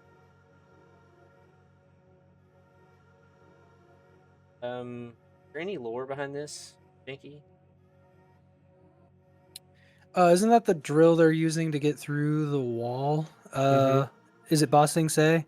Yeah, this is towards the Yeah. final, like the final Yeah. Yeah. push to bossing say. Yeah, I mean, again, very reflective of the Nazis and the Japanese during World War II. The Fire Nation is known for high tech of in the world of Avatar, high tech. So this is Yep. their like grand creation, which is actually they used a lot of stolen ideas from Sokka when he Yep. attacked the Fire Nation during the Day of the Black Sun. Yep. And then also the Mechanist was creating technology that inadvertently got used almost in like an Oppenheimer kind of way on this as drill as well. And the Yeah. Mechanist is an Earth bender citizen, an Earth Yes. Kingdom citizen. Earth Kingdom citizen. Yep. Yeah. So yeah, it's really cool. A lot of real world parallels in this little kids show, huh? Yeah, yeah. Well, hey, while we're talking about some real life parallels, let's talk about Red and have wartime protest uh, Yeah. parallels to Earth. Um, Traitors. Traitors to the Fire Nation. Traitors to the Foundation. All right, so I Janky, don't. You since you comparing all of them to Nazis, and I'm saying Ozai did nothing wrong. I mean, it's okay. It's okay. I mean, I didn't write the show. Hey man, yeah. All right, I'm just being silly. Janky, tell us your Um, thoughts on this one. Go ahead and read the card let's and see. Yeah, haste. Whenever another ally you control is entered, put a 1/1 counter on that creature, and it gains haste until the end of turn. I think that sounds pretty good. I don't know how much red is making allies. Can you guys confirm or deny? I know white is. So like if you're playing Boros, this could be really good. I think. I think it's definitely a Boros card. Again, red was a little hurting for good rares. I think it was actually hurting the most. I think a lot of red's power is going to be in its commons and uncommons. But I do think that yes, this is a Boros card for sure. I think it's more of like a. I picked it because it's a build around. You Yeah. pick this and you pick. I think it's also a Gruul card. There's a lot of allies in green. You Okay. can maybe also splash this in the green white ally deck just to get that haste effect. Yeah. I mean, if you're playing an ally deck, this is great. Hmm. yeah. So let's talk about a card we earlier. United Front. United Front was the X spell that created 1/1 allies and put +1/+1 counters on them. Wartime protesters does not say non-token. So if you have this out and you play United Front, you are going to get a bunch of three hasty tokens. I mean, that's a blowout right there. Probably finish the game off. I wanted to talk about this. My friend Lance has had an ally deck for years. Allies in the past have mostly been built around enters the battlefield effects, and there was a ally in his deck. It's 3 in a red. It had haste, and when an ally entered, it gained haste. So same card for 4 mana, but it was a 3/2. Oh shit! This is a 4/4 that also puts a +1/+1 counter on that ally. Damn. Power creep Yeah. is real, y'all. Power creep is real. Very, very, very real. But allies are eating good though. They are. Great time to have printed those allies that you printed. Yeah, and if you haven't already, there's some great allies out there that are from the older sets that you can pick up if you're going to play allies in computer. There's Mana Dork, there's card draw, there's artifact destruction, flyer damage card. I've made some videos about it, but more about it, hit us up. All right, so that was wartime. Also have Ran and Shaw. Now Texas, I know this was one that you picked, so Shaw. Tell us why. The OGs. Yeah, so flying 4/4/5 flying right off the bat. I mean, well, that was Shivan Dragon, wasn't it? Shivan was a 5/5. 5/5. Put Okay, some so respect it's a on little Shivan weaker Dragon's than name. Shivan Dragon, but it does have the fire breathing effect, and it's got fire bending, which is relevant for a bunch of other stuff. Mhm. But then we get to the middle, which I think is the most interesting. If you cast them, and there are 3 or more dragons and or lesson cards in your graveyard, create a token that's a copy of Ren Shaw, except it's not legendary. So Yep. this actually, if you build it right, is an 8/8 for 5 with dragons you control get +2/+0. So they actually pump each other up if you activate either one of them. So they'll become 10/10s. Dragons for needed 5. more support. So they'll be 10/10 5/5. Sorry, 10. It'll be basically a 10/10 flying firebending split across 2 bodies. Or no, sorry, 12/12 because they'll be 6/6s. So yeah, I mean this gets pretty nasty pretty fast. I think if you build it with lessons, and I think that you can definitely end the game with these 2 guys. So that's why I picked them. Yeah, in limited, again we've talked about it, but evasion flyers, having the ability, make a token, and you just game. Yeah, the flavor is good too. They're the And also, original it's on cast. firebenders. Sorry, it's on enter, not on cast. So guess what? You can airbend this. Yeah. Oh yeah. We've broken airbending once again, chat. We've broken airbending. All right, and our last card. This one's actually, I think, kind of funny that we have all of the legends. We're gonna 2 dragons here, and citizen, the protester. This one is firebending student. So we're of all the legendaries, we're picking a random firebending student as our best red cards. So pretty basic. Reminds us of Monastery Mentor, although Monastery was a 1/2, or a 1-drop for 1/2. 1 drop. Yeah, this is a 2-drop, so worse. However, it has Firebending X, where X power, and also has prowess. I mean, yeah.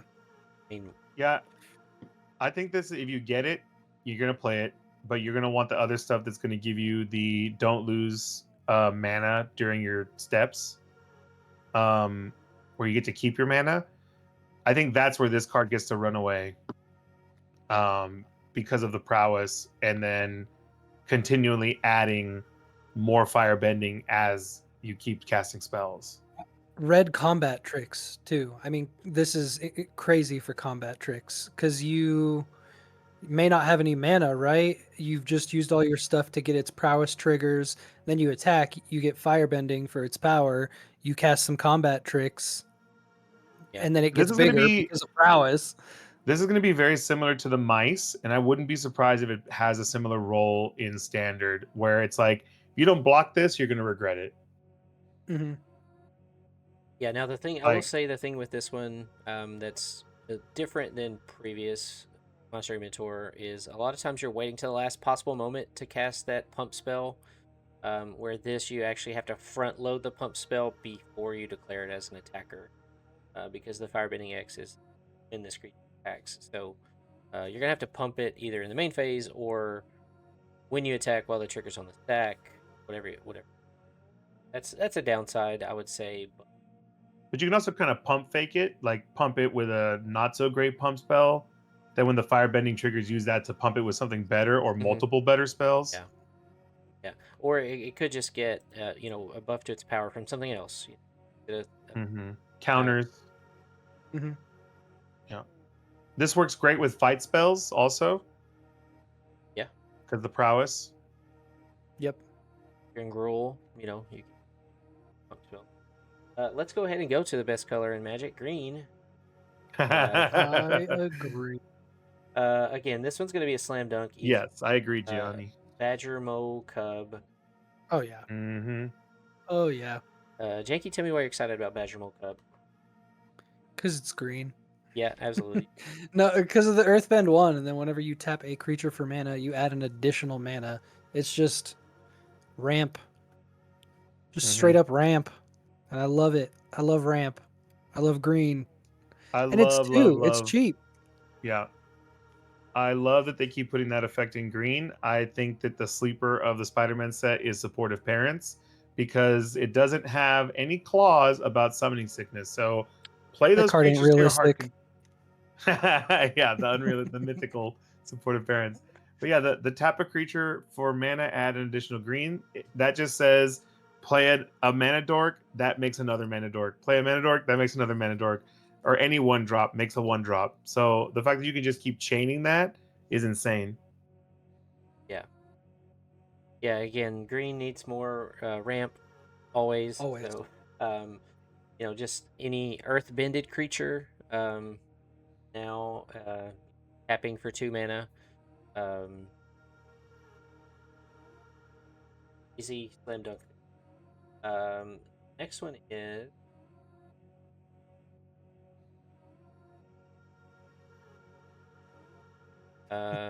again another good airbending target if you do, but just for 4 mana, give it get 6 power across 2 creatures. A lot of times, we've seen, I think, in the past in like white, for 4 mana, you'll get like a 2/2 that makes a 1/1, something like that, or a 2/2 that makes a 2/2. Well, in green, you get a 2/2 that makes a 4/4 because green is supreme. Absolutely. Also an ally, so Also, triggers allies. And a noble, Um, which I have a friend, funnily enough, that has a noble typal deck, which is hilarious and it's awesome. nice. It's they're gonna his love this. Kenrith deck. It's his Kenrith deck. Yeah. Well, that's even better. Yeah.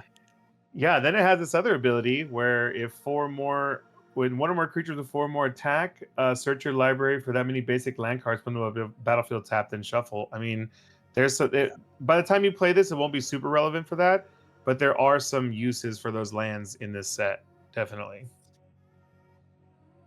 Yeah, and again, in Commander, this card is it's going to go great. I have a Goreclaw deck which cares about power 4 or greater. It's going right in there. So just And you're creating bears. even though I don't get the discount, I kind of wish it was the bear with the Earth King, right? Like give me a Yeah. give me a 4/4 for 4 that I could reduce with Goreclaw, and then a 2/2 that comes with it. Yeah, right. That's the way it should have been, but whatever. I'll still play No, it. you know what'd been crazy? If it was it was the bear, and then it had the ability to make this token, and then the Earth King says that other ability with one or more creatures of power Uh, 4 or greater. Like that'd be really Yeah. kind of cool, actually, because we've never had a token that does something like that. yeah, the token gets the ability, yeah. Yeah, that would have That been would be very cool. interesting. But again, as we The said, bear's just vanilla. yeah, yeah. Oh well, I still play it. Because of that second ability again, if you're playing a commander and care about 4 power matters, or want to Mhm. ramp. Everybody wants to ramp. It's fairly easy. Um, and the other one is another enchantment, Earthbender. So this one was one we kind of chatted about as kind of a basic does a lot of things. So let's just read through it because there's lots of text, lots of words on here. When this enchantment enters Earthbend 2, so you're going to get a land turned into a creature. Then search your library for a basic land card, put it onto the battlefield tapped, and then shuffle. So for 3 mana, you've got a ramp spell that makes you a 2/2 Earthbended land. That's not so bad. Landfall. When a land you control enters, put a quest counter on this enchantment. When you do, if it has 4 more quest counters on it, put a +1/+1 counter on target creature control. It gains trample until end of turn.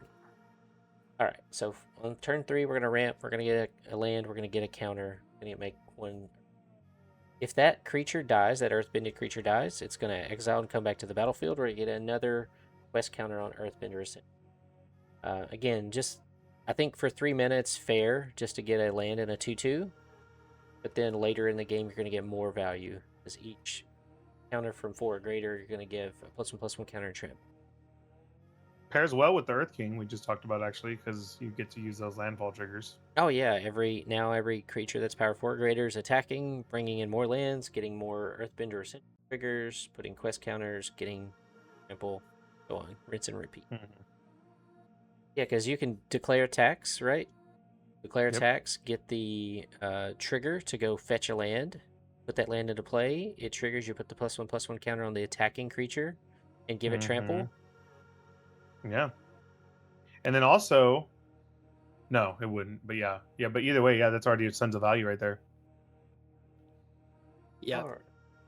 All right. We're gonna look at some multicolored stuff really quickly. I say really quickly, somewhat quickly. These are our favorite multicolored.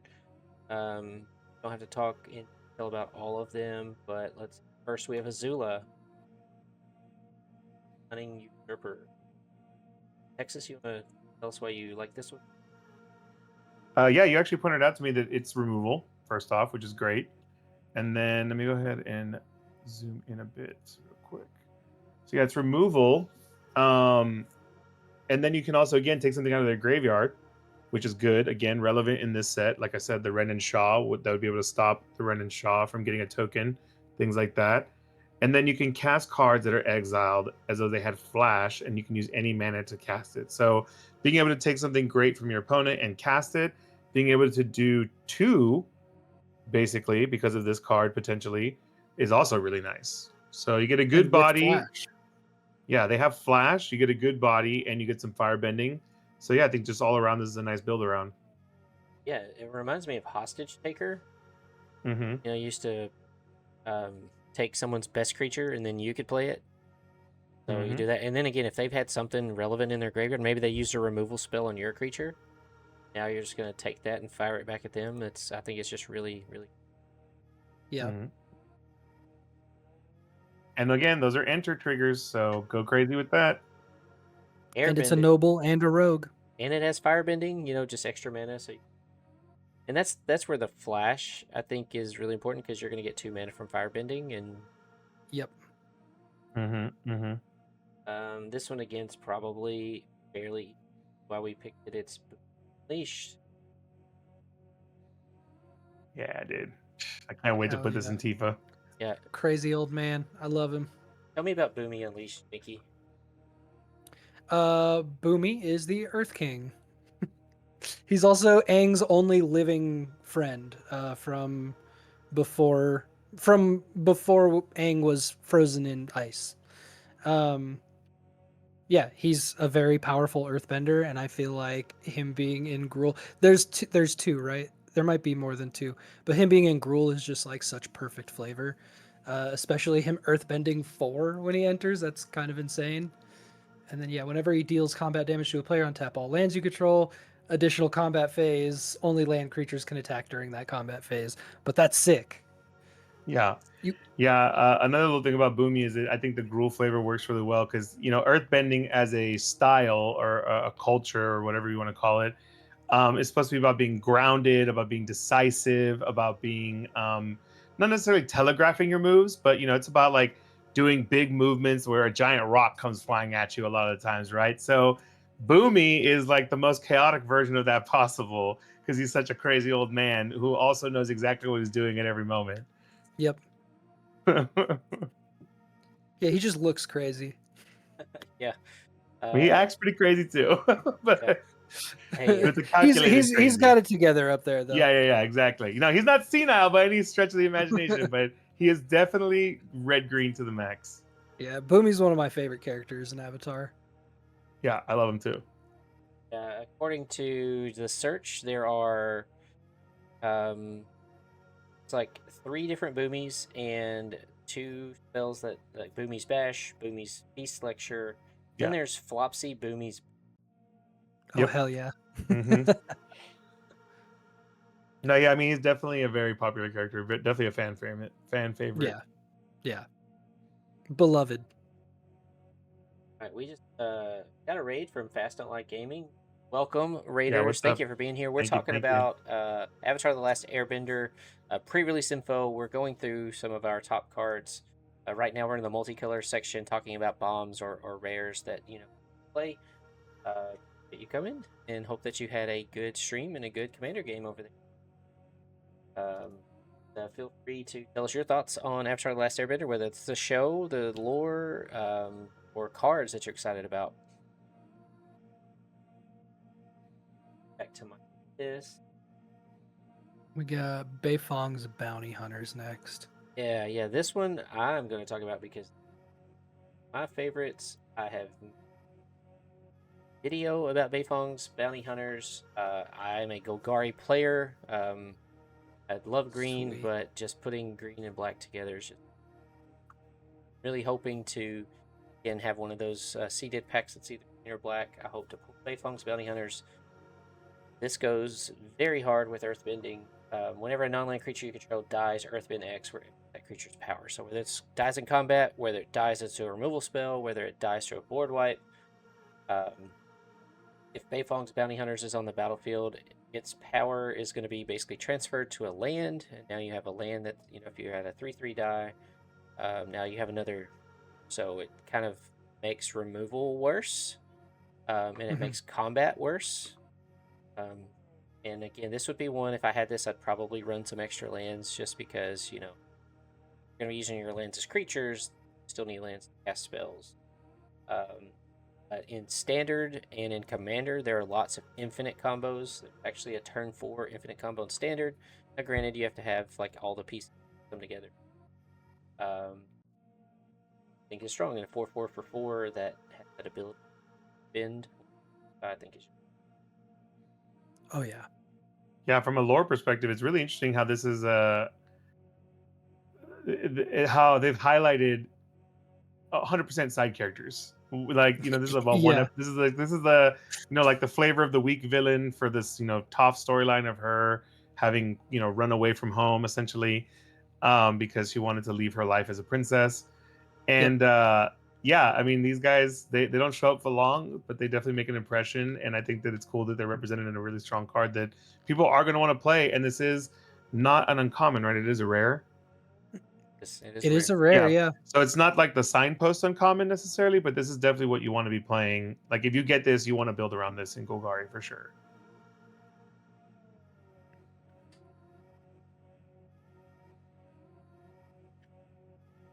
All right. Again, talked earlier about probably not going to play 3-color, but pull something like this, Iroh's Great Lotus, maybe you do play 3-color. Yeah, you're playing this and you're hoping you got all the lessons possible. Yeah. Yeah, now this one would probably be easier to draft around, like if this was your pack 1 pick 1, and this, and you say, you know what, I really want to try that, because kind of sculpt your picks after that to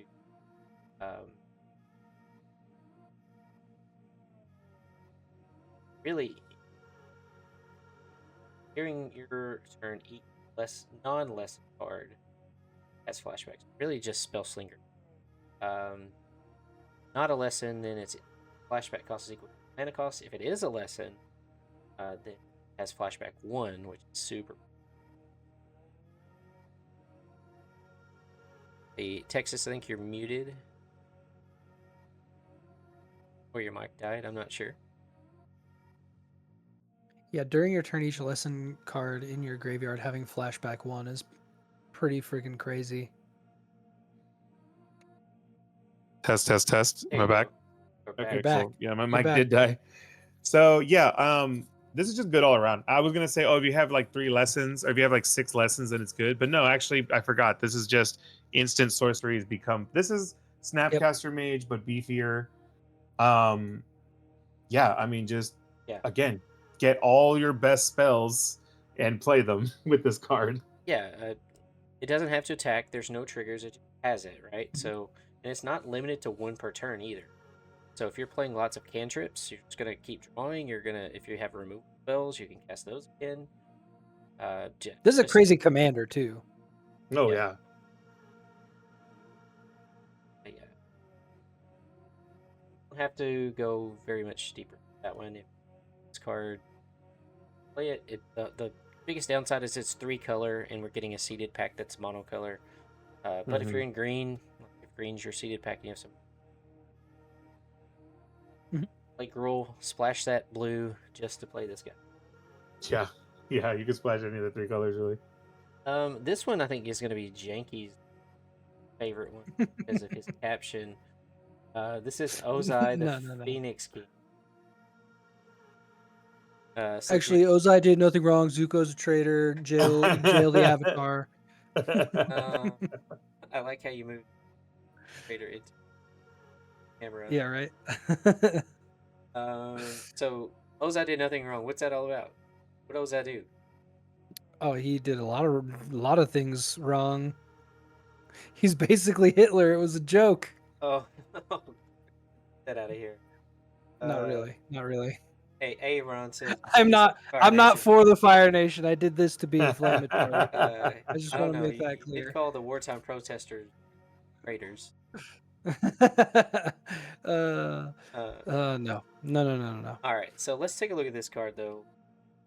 Have you seen this card, Jakey? I actually have not. I've seen the other Ozai, the not black but Rakdos one. Well, they're both Rakdos, I guess. But the one that has like black in its mana cost, and then Rakdos it has firebending. So Gotcha. I'm seeing this for the first time. Fire Lord Ozai. Yeah, Fire Lord Ozai is. That's crazy though. If you would lose unspent mana, that mana becomes red instead. Yeah, so again, goes great with the other one. Yep. Yeah. Yeah, we would have Also- pitched Fire Lord Ozai, but it's a jumpstart card, so we wanted to focus It's a on cards jumpstart card. Yeah, you're it's gonna not going get to be in in your pre-release. Yeah. But Yep. that being said, another caveat to all of this, Jumpstart is full of cracked shit. Like Yep. Jumpstart is crazy. Yeah. They really. Yeah. Aaron's saying it in the chat, but Ozai did some pretty terrible shit stuff. Yeah. Stuff. What do you Bleep it. feel like from a Yeah. lore Bleep it in perspective? Do you post. feel like this accurately represents him in that final battle? Oh, absolutely. Yeah, flying and indestructible as long as you have 6 or more unspent mana. Yeah, he's like taking control of that fight until the very end. Yeah, so I'll just again talk about the brokenness of this card. I think it's a top end card for sure. Yes, it's a mythic. A lot of these bombs have been mythics, which I think is good that they've designed them that way. You don't want to see a lot of the bombs multiple. But 6 mana, it has Firebending 4, it has Haste and Trample. So when it attacks, you're already going to have 4 red mana in your mana pool. As long as you have another Firebender with 2 mana, or you can add 2 mana, right? You can tap your lands to add 2 mana in combat. It's going to also get Flying and Indestructible for 6 mana. So if you had, again, if you had to pay the mana, now you have 8, or maybe you just don't attack the first time, but hopefully you have a Firebender for 2. So you swing in with that Firebender and you swing in with Ozai, and now 6 mana, you played a 7/7, Flying, Indestructible, Trample, Haste. That's just going to win you the game. It does not say the mana goes away, but it does. I don't think it does. Yeah, second. Does it? Yeah, that's the way. I've totally skipped over that, but under Trample, Firebending 4, Haste, if you would lose unspent mana, that mana becomes red instead. So you just get to keep that red mana, like until he's gone. Yep. So that's why this works so well with the student and anything else that fire bends, that you just get to bank that extra mana. Yep. Yeah, and there are multiple cards that say this mana does becomes red or doesn't. This Empty is out. the only card that does that. So yeah, pretty good. This is one of those. If you get this, you're playing Rakdos. Yeah, yeah. It's one of those. If I was drafting and I saw it, pack one, pick one, I'm playing Rakdos. I don't care what else comes along. Yep. I'm forcing Rakdos. It's that good. And again, maybe even in Commander, it's Ultron. Oh, I think this is going to be good in Commander for sure. Yeah, yeah. A-Run, it is like the mono green Omnath, but there's other cards like we even had it in Spider-Man. Electro had Yeah. the ability, and Electro's probably, I think, maybe even going to be a standard card that sees more play now that we have all this firebending. Yeah, but maybe in this, and then Arena, Molten Man too might see play. All right, we've been chatting for a while. I know we've got a lot of other stuff. We're not going to go through the removal spell cards. We listed a bunch. Maybe yeah, get to do another one of these. But Maybe we going can back, talk about like what we think is like the most relevant of all of them. yeah, absolutely. Shout out a few. Not gonna pull them up on like images, but certainly say looking for.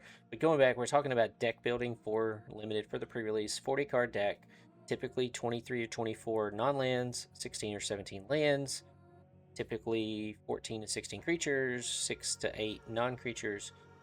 Want to spin your non-creature spell slots a lot on removal.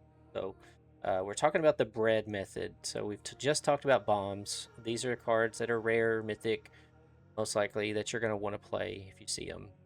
The R in B.R.E.A.D is removal. Removal is super important because your other opponents are going to have their own bombs, or you're going to be behind, and you need just a timely removal spell to catch up or to swing the game in your favor. Um, so how are you going to do that? Through removal, and so prioritize that for your non-creature spell slot. Just so valuable. And if you're drafting, you'll learn that drafting removal early, sometimes over a good rare, is what you have to do. You may not see a lot. So Yeah, it's not a bad thing to pick removal. It's for me, Mhm. it's usually especially in draft, it's a pack one, pick one. If it's unless there's something that's really gonna end the game for me in terms of bomminess, I will more often than not pick a really strong removal card or a strong draw card. Absolutely. yeah, and so again, some of the cards, again, not gonna pull up the images, but Black got some reprints. Got Heartless Act, which either removes +1/+1 counters or destroys a creature with no +1/+1. I believe that's in. Got Epic Downfall, which exiles a creature mana value less. We just talked No, about it's 3 or greater, three or power greater. 3 or greater. Yeah, 3 or Yeah. greater. We just talked about Ozai, right? Ozai is very likely going to have Indestructible. Well, there's one way that I've seen, two ways, that exile. One of those is Sold Out, which is a black spell for 4 that exiles target creature, and then white. Can't make that. It's kind of like an up. And then And then I and will then Epic pull. Downfall you can use on Ozai. Yeah, I will pull up this one because this was one of Texas's favorite. No Cat Gator. Yeah, dude, this is Cat crazy. Gator. If you go straight mono black, this is Gary. Oh This yeah, is Great Merchant of Aspendel. yeah. And then Cat Gary. Cat. MJ made me realize that it does the damage, so it lifelinks the 7. Yeah. So if you Yep. play this in mono black, you do 7 damage, you gain If you 7 life, if you have and then you 7 have a 3. lands. Yeah. Yeah, if you have 7 swamps, so you're doing mono black, you're playing nothing but swamps. You play this, you do Yep. the 7 life, you have a 3/2 life linker, and it's uncommon, Gross. so you are probably going to get at least 2 of these, maybe even 3 or 4. Yeah. And guess what? I've been saying it all night. It's airbendable. It is. So you could easily do 21 damage with this if you do it right. Hey, make it your peasant commander. Yeah, Or your absolutely. pauper commander. This goes hard in mono black Pauper Cat Commander. Gator. I'm going to be drafting this card. I'm going to be playing this card. I love this card. Yeah. Yeah. Cat Gary. Good old Cat Gary. Yeah, this would be one of the few reasons to go mono black, because it cares about the Mhm. number of swamp. Oh, and it's 7 mana, so again, talking about the 7 damage. To be I just wanna fair, if you point want to get out- real with it, it's a little better than Gary because you can do it as creature removal. Yeah, creature removal You or can. face any target. Any can. target. You could even do a I wanna battle. po- You could take a battle with this if you wanted to. Oh God, you could. I want to point out the art on Heartless Act is great flavor, but really sad. Oh yeah, Truly a heartless act. Truly, one of the saddest arcs. In fact, my wife was rewatching the series recently, and I was upstairs, like just kind of watching over her shoulder, in between doing things. And this was where she was, and it's just so hard to watch. Another thing I want to point out is in green there's a lot of fight cards and fight Mhm. earthbending, match made in heaven, because you're gonna get that land back. Yeah. some of them just punch, right? Oh yeah. Like Absolutely. Rocky Rebuke, damage to its power, instant speed, things like that are awesome. So, Very good. while we're talking about removal, blue, I didn't see any hard removal. I might have missed some enchantment or something, but if you're playing blue, you're gonna have to find your removal where there might be some tempo, some bounce. But red has a bunch of direct damage. Lightning Strike is coming back. Um, Not lightning bolt because wizard is cowards. Firebending Lesson, Razor Rings. Um, Razor Rings is white. Oh yeah, Combustion Man. Combustion Man's an interesting one. A very, very Yeah. interesting one. Yeah. What a character too. Yeah, definitely. I do love that it's permanent. Yeah, destroy target permanent unless its controller has a deal damage equal to power, so take 4.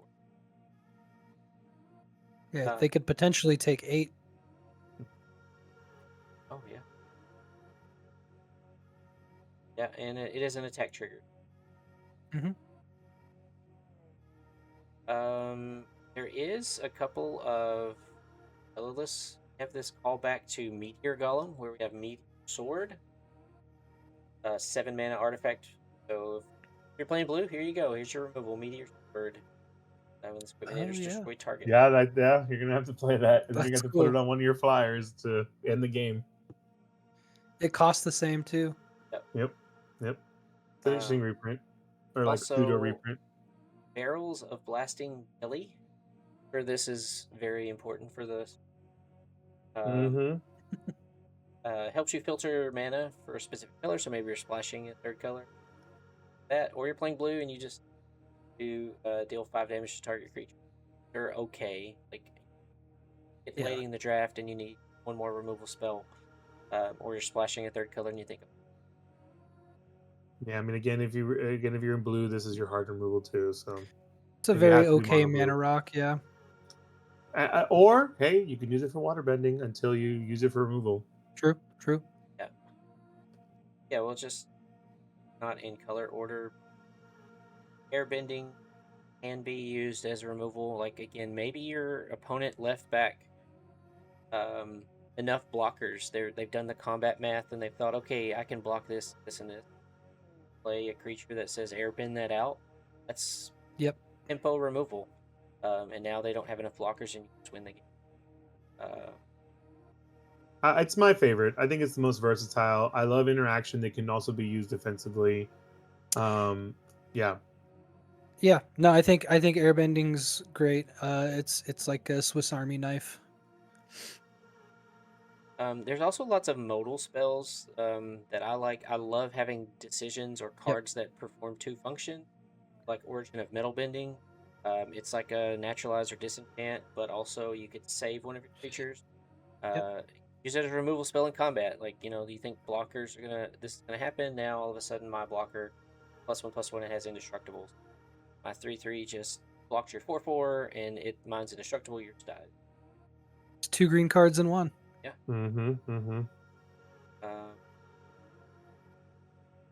The white one also target attacking creature, or airbend target creature control. Save Yep. one of your creatures. I love modal spells. Or also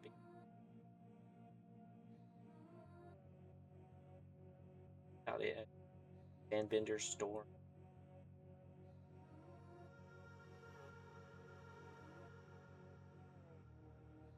Target creature by 4 greater or Earthbend 3.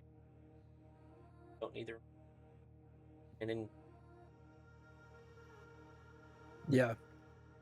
sold out. Also, it's one of the rare white earthbending cards. Oh yeah, that's right. We did Mhm. look Oh those up. yeah. Yeah, you can go to the card image gallery on Wizards, and if you want to see like what if I like earthbending, what other cards are out there, you can search in text. That's what Mhm. we found. There's a few that kind of overlap, but Yeah. Again, it's very siloed. right. So that was removal. So again, with bombs, removal. E is for evasion. Don't have cards picked out for that. Look for creatures with flying. Look for creatures that can't be blocked. Look for creatures that have trample, like that. A lot of the bombs are bombs because they come with evasion or protection of some kind, or something that Mhm. will push through something else. We talked about that blue enchantment. What was it like with water bending extension? Mm-hmm. Maybe that you can pay 4 and give creature unblockable. Things like that are just gonna win you the game.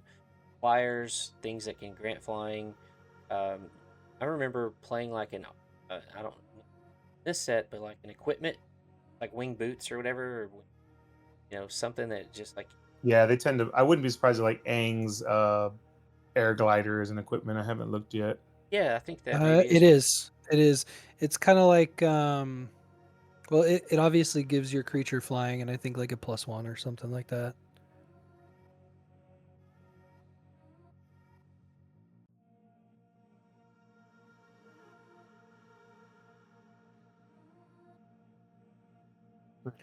I don't know. Let's see. I'm pulling it up right now.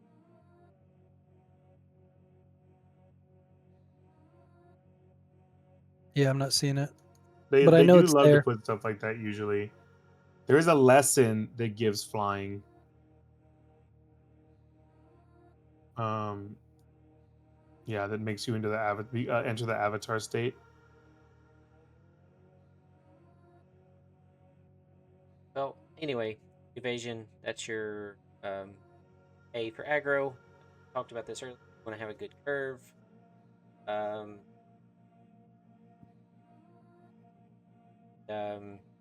it's for duds. Those are things that you really don't want to play. Maybe you have to. Maybe you've got a vanilla 2-drop and you just need more 2-drops because your curve's too heavy. Sometimes you have to do that. Especially in sealed, you don't have as um, choice versus draft where you can. Yeah. Really easy. We'll go back over. It's called B.R.E.A.D. Bombs, rares, evasion, aggro, dud. Focus on bombs and I said rares. Bombs removal. Uh, focus on those two, and then you just kind of piece the rest of it together. So if you're struggling with what to play, again, you're gonna have a seeded pack that's gonna kind of point you in one um, color direction or one of these um, bending ability directions. But you may decide that hey, I don't like what was in that seeded pack, or I got bombs in this other combination. I got Ozai, and I'm just gonna play that Rakdos bomb instead of my earthbending stuff. Mm-hmm. Yep. Other things to Yeah, be remember? careful. Yeah. I was gonna say, just when it comes to the duds part, be careful because I'm noticing when we went through the cards earlier that Wizards does this from time to time, and it seems like they've done it again, where a lot of those duds are in the mythic and rare slot. Yeah. So be careful. Yeah.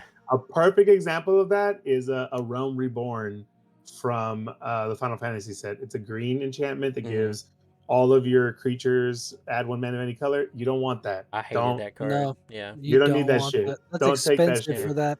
That's Yeah. so expensive.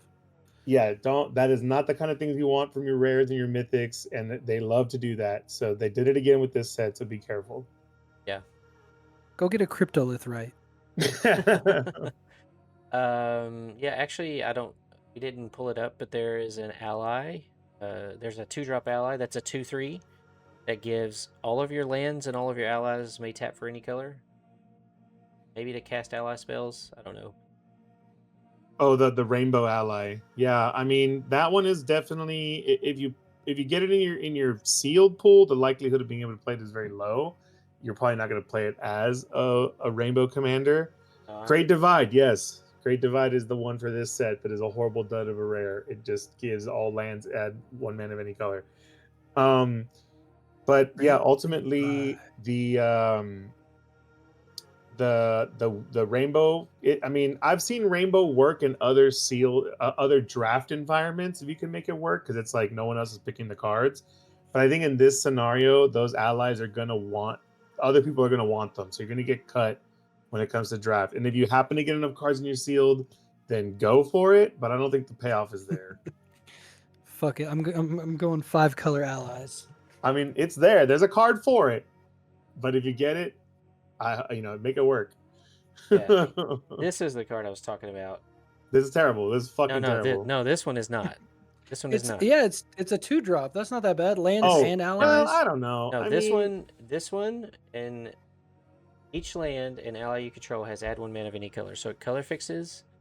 And if you're playing more allies or you're making ally tokens, now those tokens have turned into mana dorks. True. Mhm. It's way better than a Realm Reborn, which costs 6. This only costs 2. I agree. No, it's 100% better than that. Same with like Bootlegger Stash. That was a terrible card for limited environment. Just because it's too expensive. I agree. At 2, this is definitely more playable, but I'm not going to be super happy if I pull this, but I'll make it work. I'll be happy for Commander, maybe. Oh yeah, I'm talking about for limited. Yeah, for limited. I'm going to be happy for limited. I will always take a 2-mana dork that taps for any color, and then it says my lands tap for any color. Yeah, no. True. Pass it to me, Texas. Okay, that is kind of nice. All right, you could fix with this. Yeah. I mean, it's a 2-mana dork in limited is good. I mean, they don't give us you 1 can mana play that. dorks. Yes. But I don't love that it's a rare. If it was like an uncommon, I just don't love that it's a rare, because it just, Yeah. Yeah, I agree there. Most 2-mana dorks are uncommon. To be fair though, Bloom Tender's are rare, so I mean I play that in Commander no problem. This will definitely help with waterbending though. Yeah. Like you can splash in a lot of the waterbending stuff with this card. All right. So again, that kind of just recaps what we've done. If you haven't been here for the whole thing, I'll try to get this edited and uploaded on YouTube. Edited down. We've talked about a ton of things. But it's actually just been a good time with friends, right? I've enjoyed hearing Texas and Janky talk about their past watching Avatar, the stories, the cards mean, even the sad parts. It is a very flavorful set. I do like how they put a lot of thought into it, and characters, into bending. And I'm gonna let you guys talk for a few minutes about the lore, or about things that you love. If we missed anything that you wanted to talk about, now's the time. So, Texas, you want to go ahead and just... I guess shout out to Force of Negation from the bonus sheet. A little bit of a spoiler, that is the like ultimate culmination of the story, and I will say that for me, we did talk a lot about the sad parts, right? But I think that ultimately it's a really beautiful story about learning to figure out the third path. Life can be so black and white, and so much of the world the way we've just like developed over time, whatever, it really wants to like force you down certain paths. You come into this world, and I feel like there's so many things that are told at you about how you should be, what you should do, blah blah blah, right? And then as you grow older, I feel a lot of life is figuring out that those things weren't always right. And I think that's what this story teaches, that you got to find your own path, you got to find your own way, and just because everyone tells you have to be something, that may not always be true. Yeah, absolutely. I'm glad you shared that. I'm glad you have been a part of this. I know, like, it means a lot to you. We've talked a lot offline, and made me want to learn more stuff about myself, and so love you, man. I love you too, man. I appreciate that. Well, I learned a whole lot from this, Beautiful. especially from Iroh. I mean, as silly as it can be, an old, maybe Chinese man from a kids show, quote Maybe. unquote kids show, has done a lot for my inner peace, and I constantly go back to a lot of the things that they wrote for that character. Yeah. Oh yeah, absolutely. He calms your inner Zuko. He really reins it in. Yeah. Yeah. All right, Janky. I mean, And same here. Same yeah, here. for those of you, Janky's trolling us with his comments about Ozai and Zuko, but Janky is a great guy and has had a past where he's really enjoyed Avatar: The Last Airbender. Watched his wife's. Did you say it was her favorite show? It's one of her favorite shows, and I really enjoy it. I just haven't watched it in a long time, so I'm gonna start my rewatch soon. I think more recently I watched Legend of Korra, which was really good as well. I mean, Legend of Korra, I feel like Aang is like the idealism of what you want to try to get to in life, but Korra is more like the dirty actual journey of what it takes to get, Oh yeah, you yeah. know. Well, Like, and she had all the bending from a very young age, except for airbending. So like she was mhm, already going through life just like, I'm the shit. I know mhm, I'm the avatar because I can do all these different bendings. mhm, mhm. Yeah, Is but it? I love the way that she gets humbled throughout the series. 100%. Yeah. Yeah. And I mean, that one I think has an equally amazing message of like how to deal with conflict and problems, and again, not going down the black and white paths that everyone tells you have to go down. Yep. Oh, okay, yeah. Jose has a good. I was explained Yeah. Aang is human learning to be Avatar, while Korra is the Avatar learning to be human, which is pretty damn accurate, honestly. Mhm, mhm. Um, but yeah, it's a great series with a lot of beautiful lessons in it, and I agree. Iroh is a great teacher, even if he is a cartoon, maybe Chinese man. Is there a lesson or an episode that stuck out with you? Definitely. I mean, definitely Leaves from the Vine. That's like one of the most standout episodes of the entire series. I know that's why Eric chose it as the set standout card because it is really impactful. Yeah, I think another really good Iroh lesson I always take from me is when he's explaining the four bendings to Yeah. Zuko, and he goes on to say that basically, you think that it's all about keeping them separate and keeping these like rigid boundaries, but in reality, you grow by learning more from all the other ones. So that's really Hmm. like what the Avatar represents is that Yeah. we're not these little boxes that you need to intermingle and learn from each other to truly grow and become stronger. Yeah, because I'm a total novice here. We once it was the spoilers started coming out, I know on streams people would ask like which bending style would you be, and I didn't know. I mean, I think after like learning a little bit, I was like, oh, I guess earth bending, but I like how you put that we all kind of are raised in a certain way, or maybe it's a religion, maybe it's just culture that you're in. We're all in the United States right now, so it's like we have this things that we're taught about culture and Hmm. politics and religion, and um, doesn't mean it's right at all. Yeah. And it's I don't think one if you don't have exposure to other ideas and other people and other cultures, then you know just stick with the firebending clan, and you think that's right. I assume. Um, Hmm. Yeah. Hmm. 100%. and Yeah. Get to know the people around you. yeah, Yeah, there's tons of. I mean, yeah, that whole section of the story when he's in the Fire Nation is just a complete teardown of the propaganda that we live in, and just how easy it Oh is yeah. to not realize the lies that are right in front of your face because you don't actually go and interact with those people. You just Yep. listen to what people tell you about them. You just watch it on a little box. You are told what to believe. I mean, everything's scary if you don't understand it, right? yeah, and at least for me, and so I'm gonna try not to get emotional here, but I remember again growing up in this rural community, mostly white.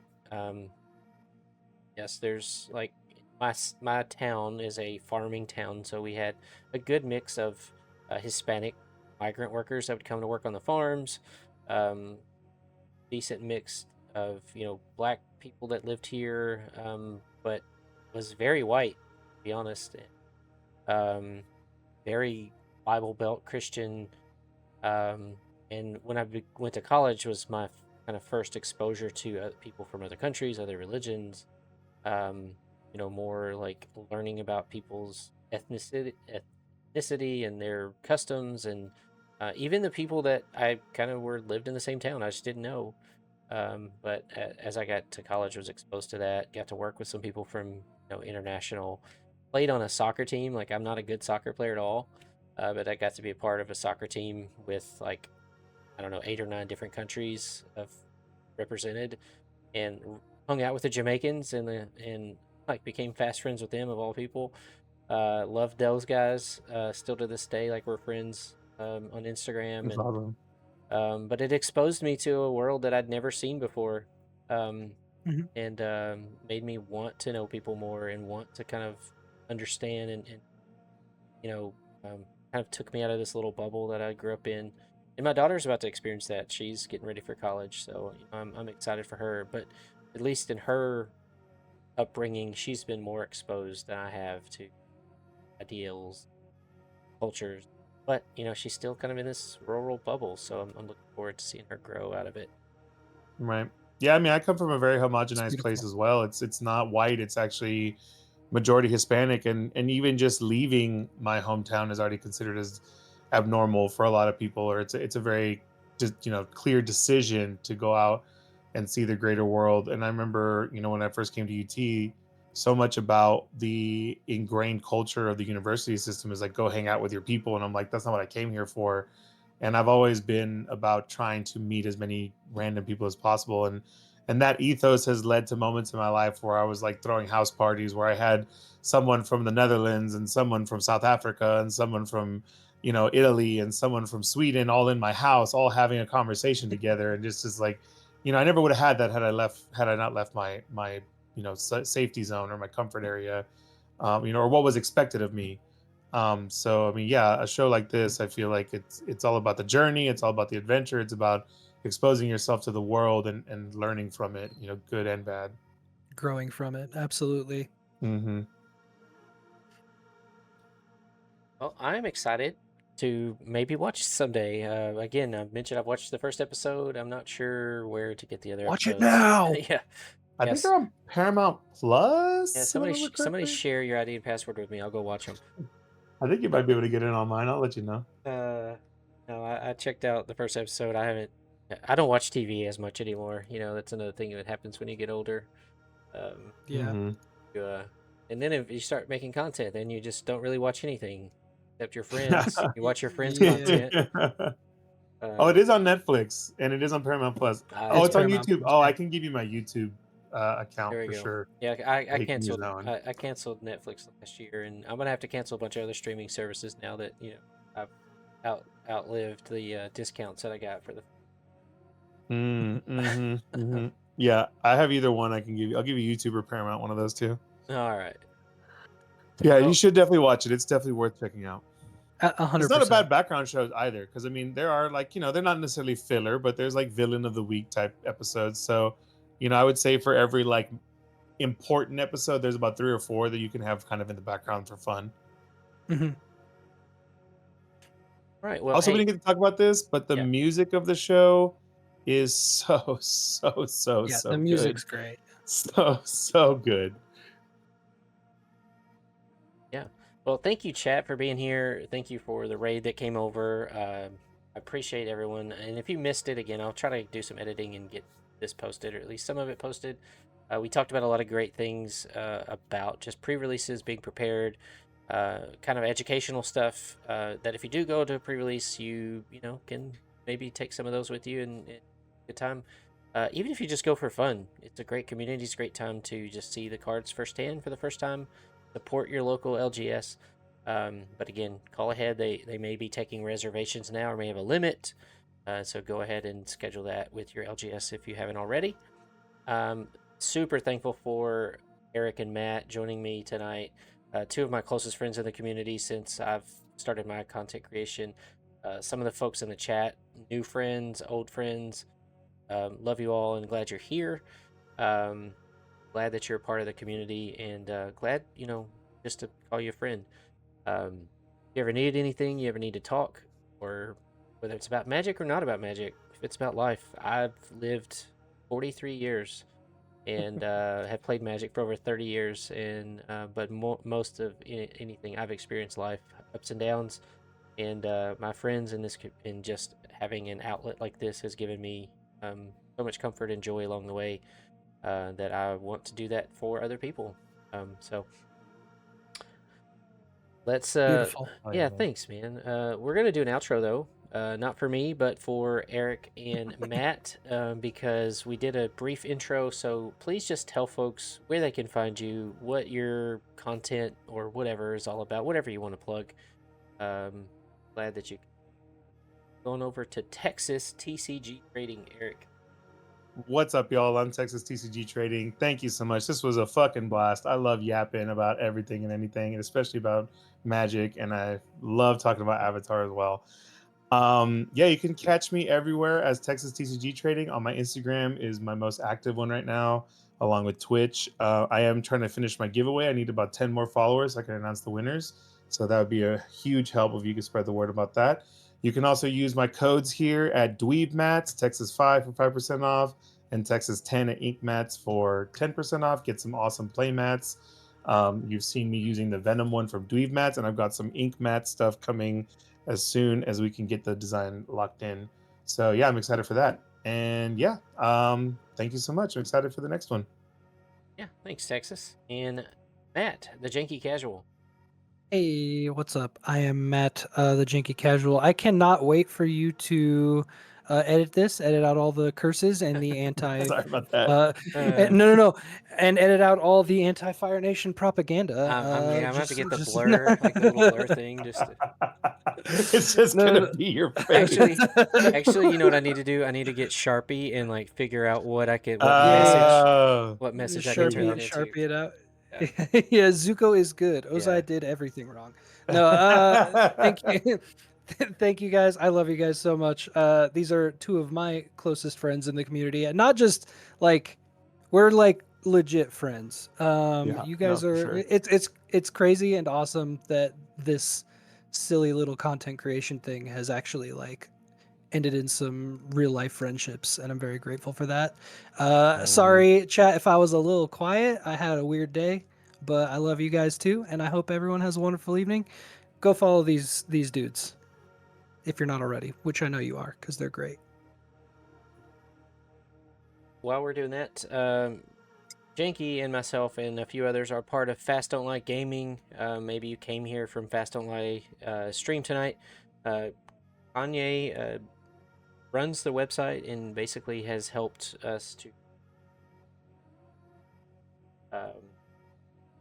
and we have merchandise available, so if you want Magic Junkies merch, you know, holidays around, I know like money's tight, but if you want to get your significant other or yourself some Magic apparel or supplies or goods, head on over to Fast Don't Like Gaming, and each of us has picked out a charity that, you know, when you purchase something that actually we're giving a third of our proceeds to charity. And want to support a good cause and support your favorite creators while you're at it and get some great Magic merchandise, head on over to Fast Don't Like. But again, thank you for being here. Thank you to Matt and Eric. And No, thank you. yeah, and I hope to do more of these. But if you want to be part of these, I hope to do more of these type podcast chats. Or like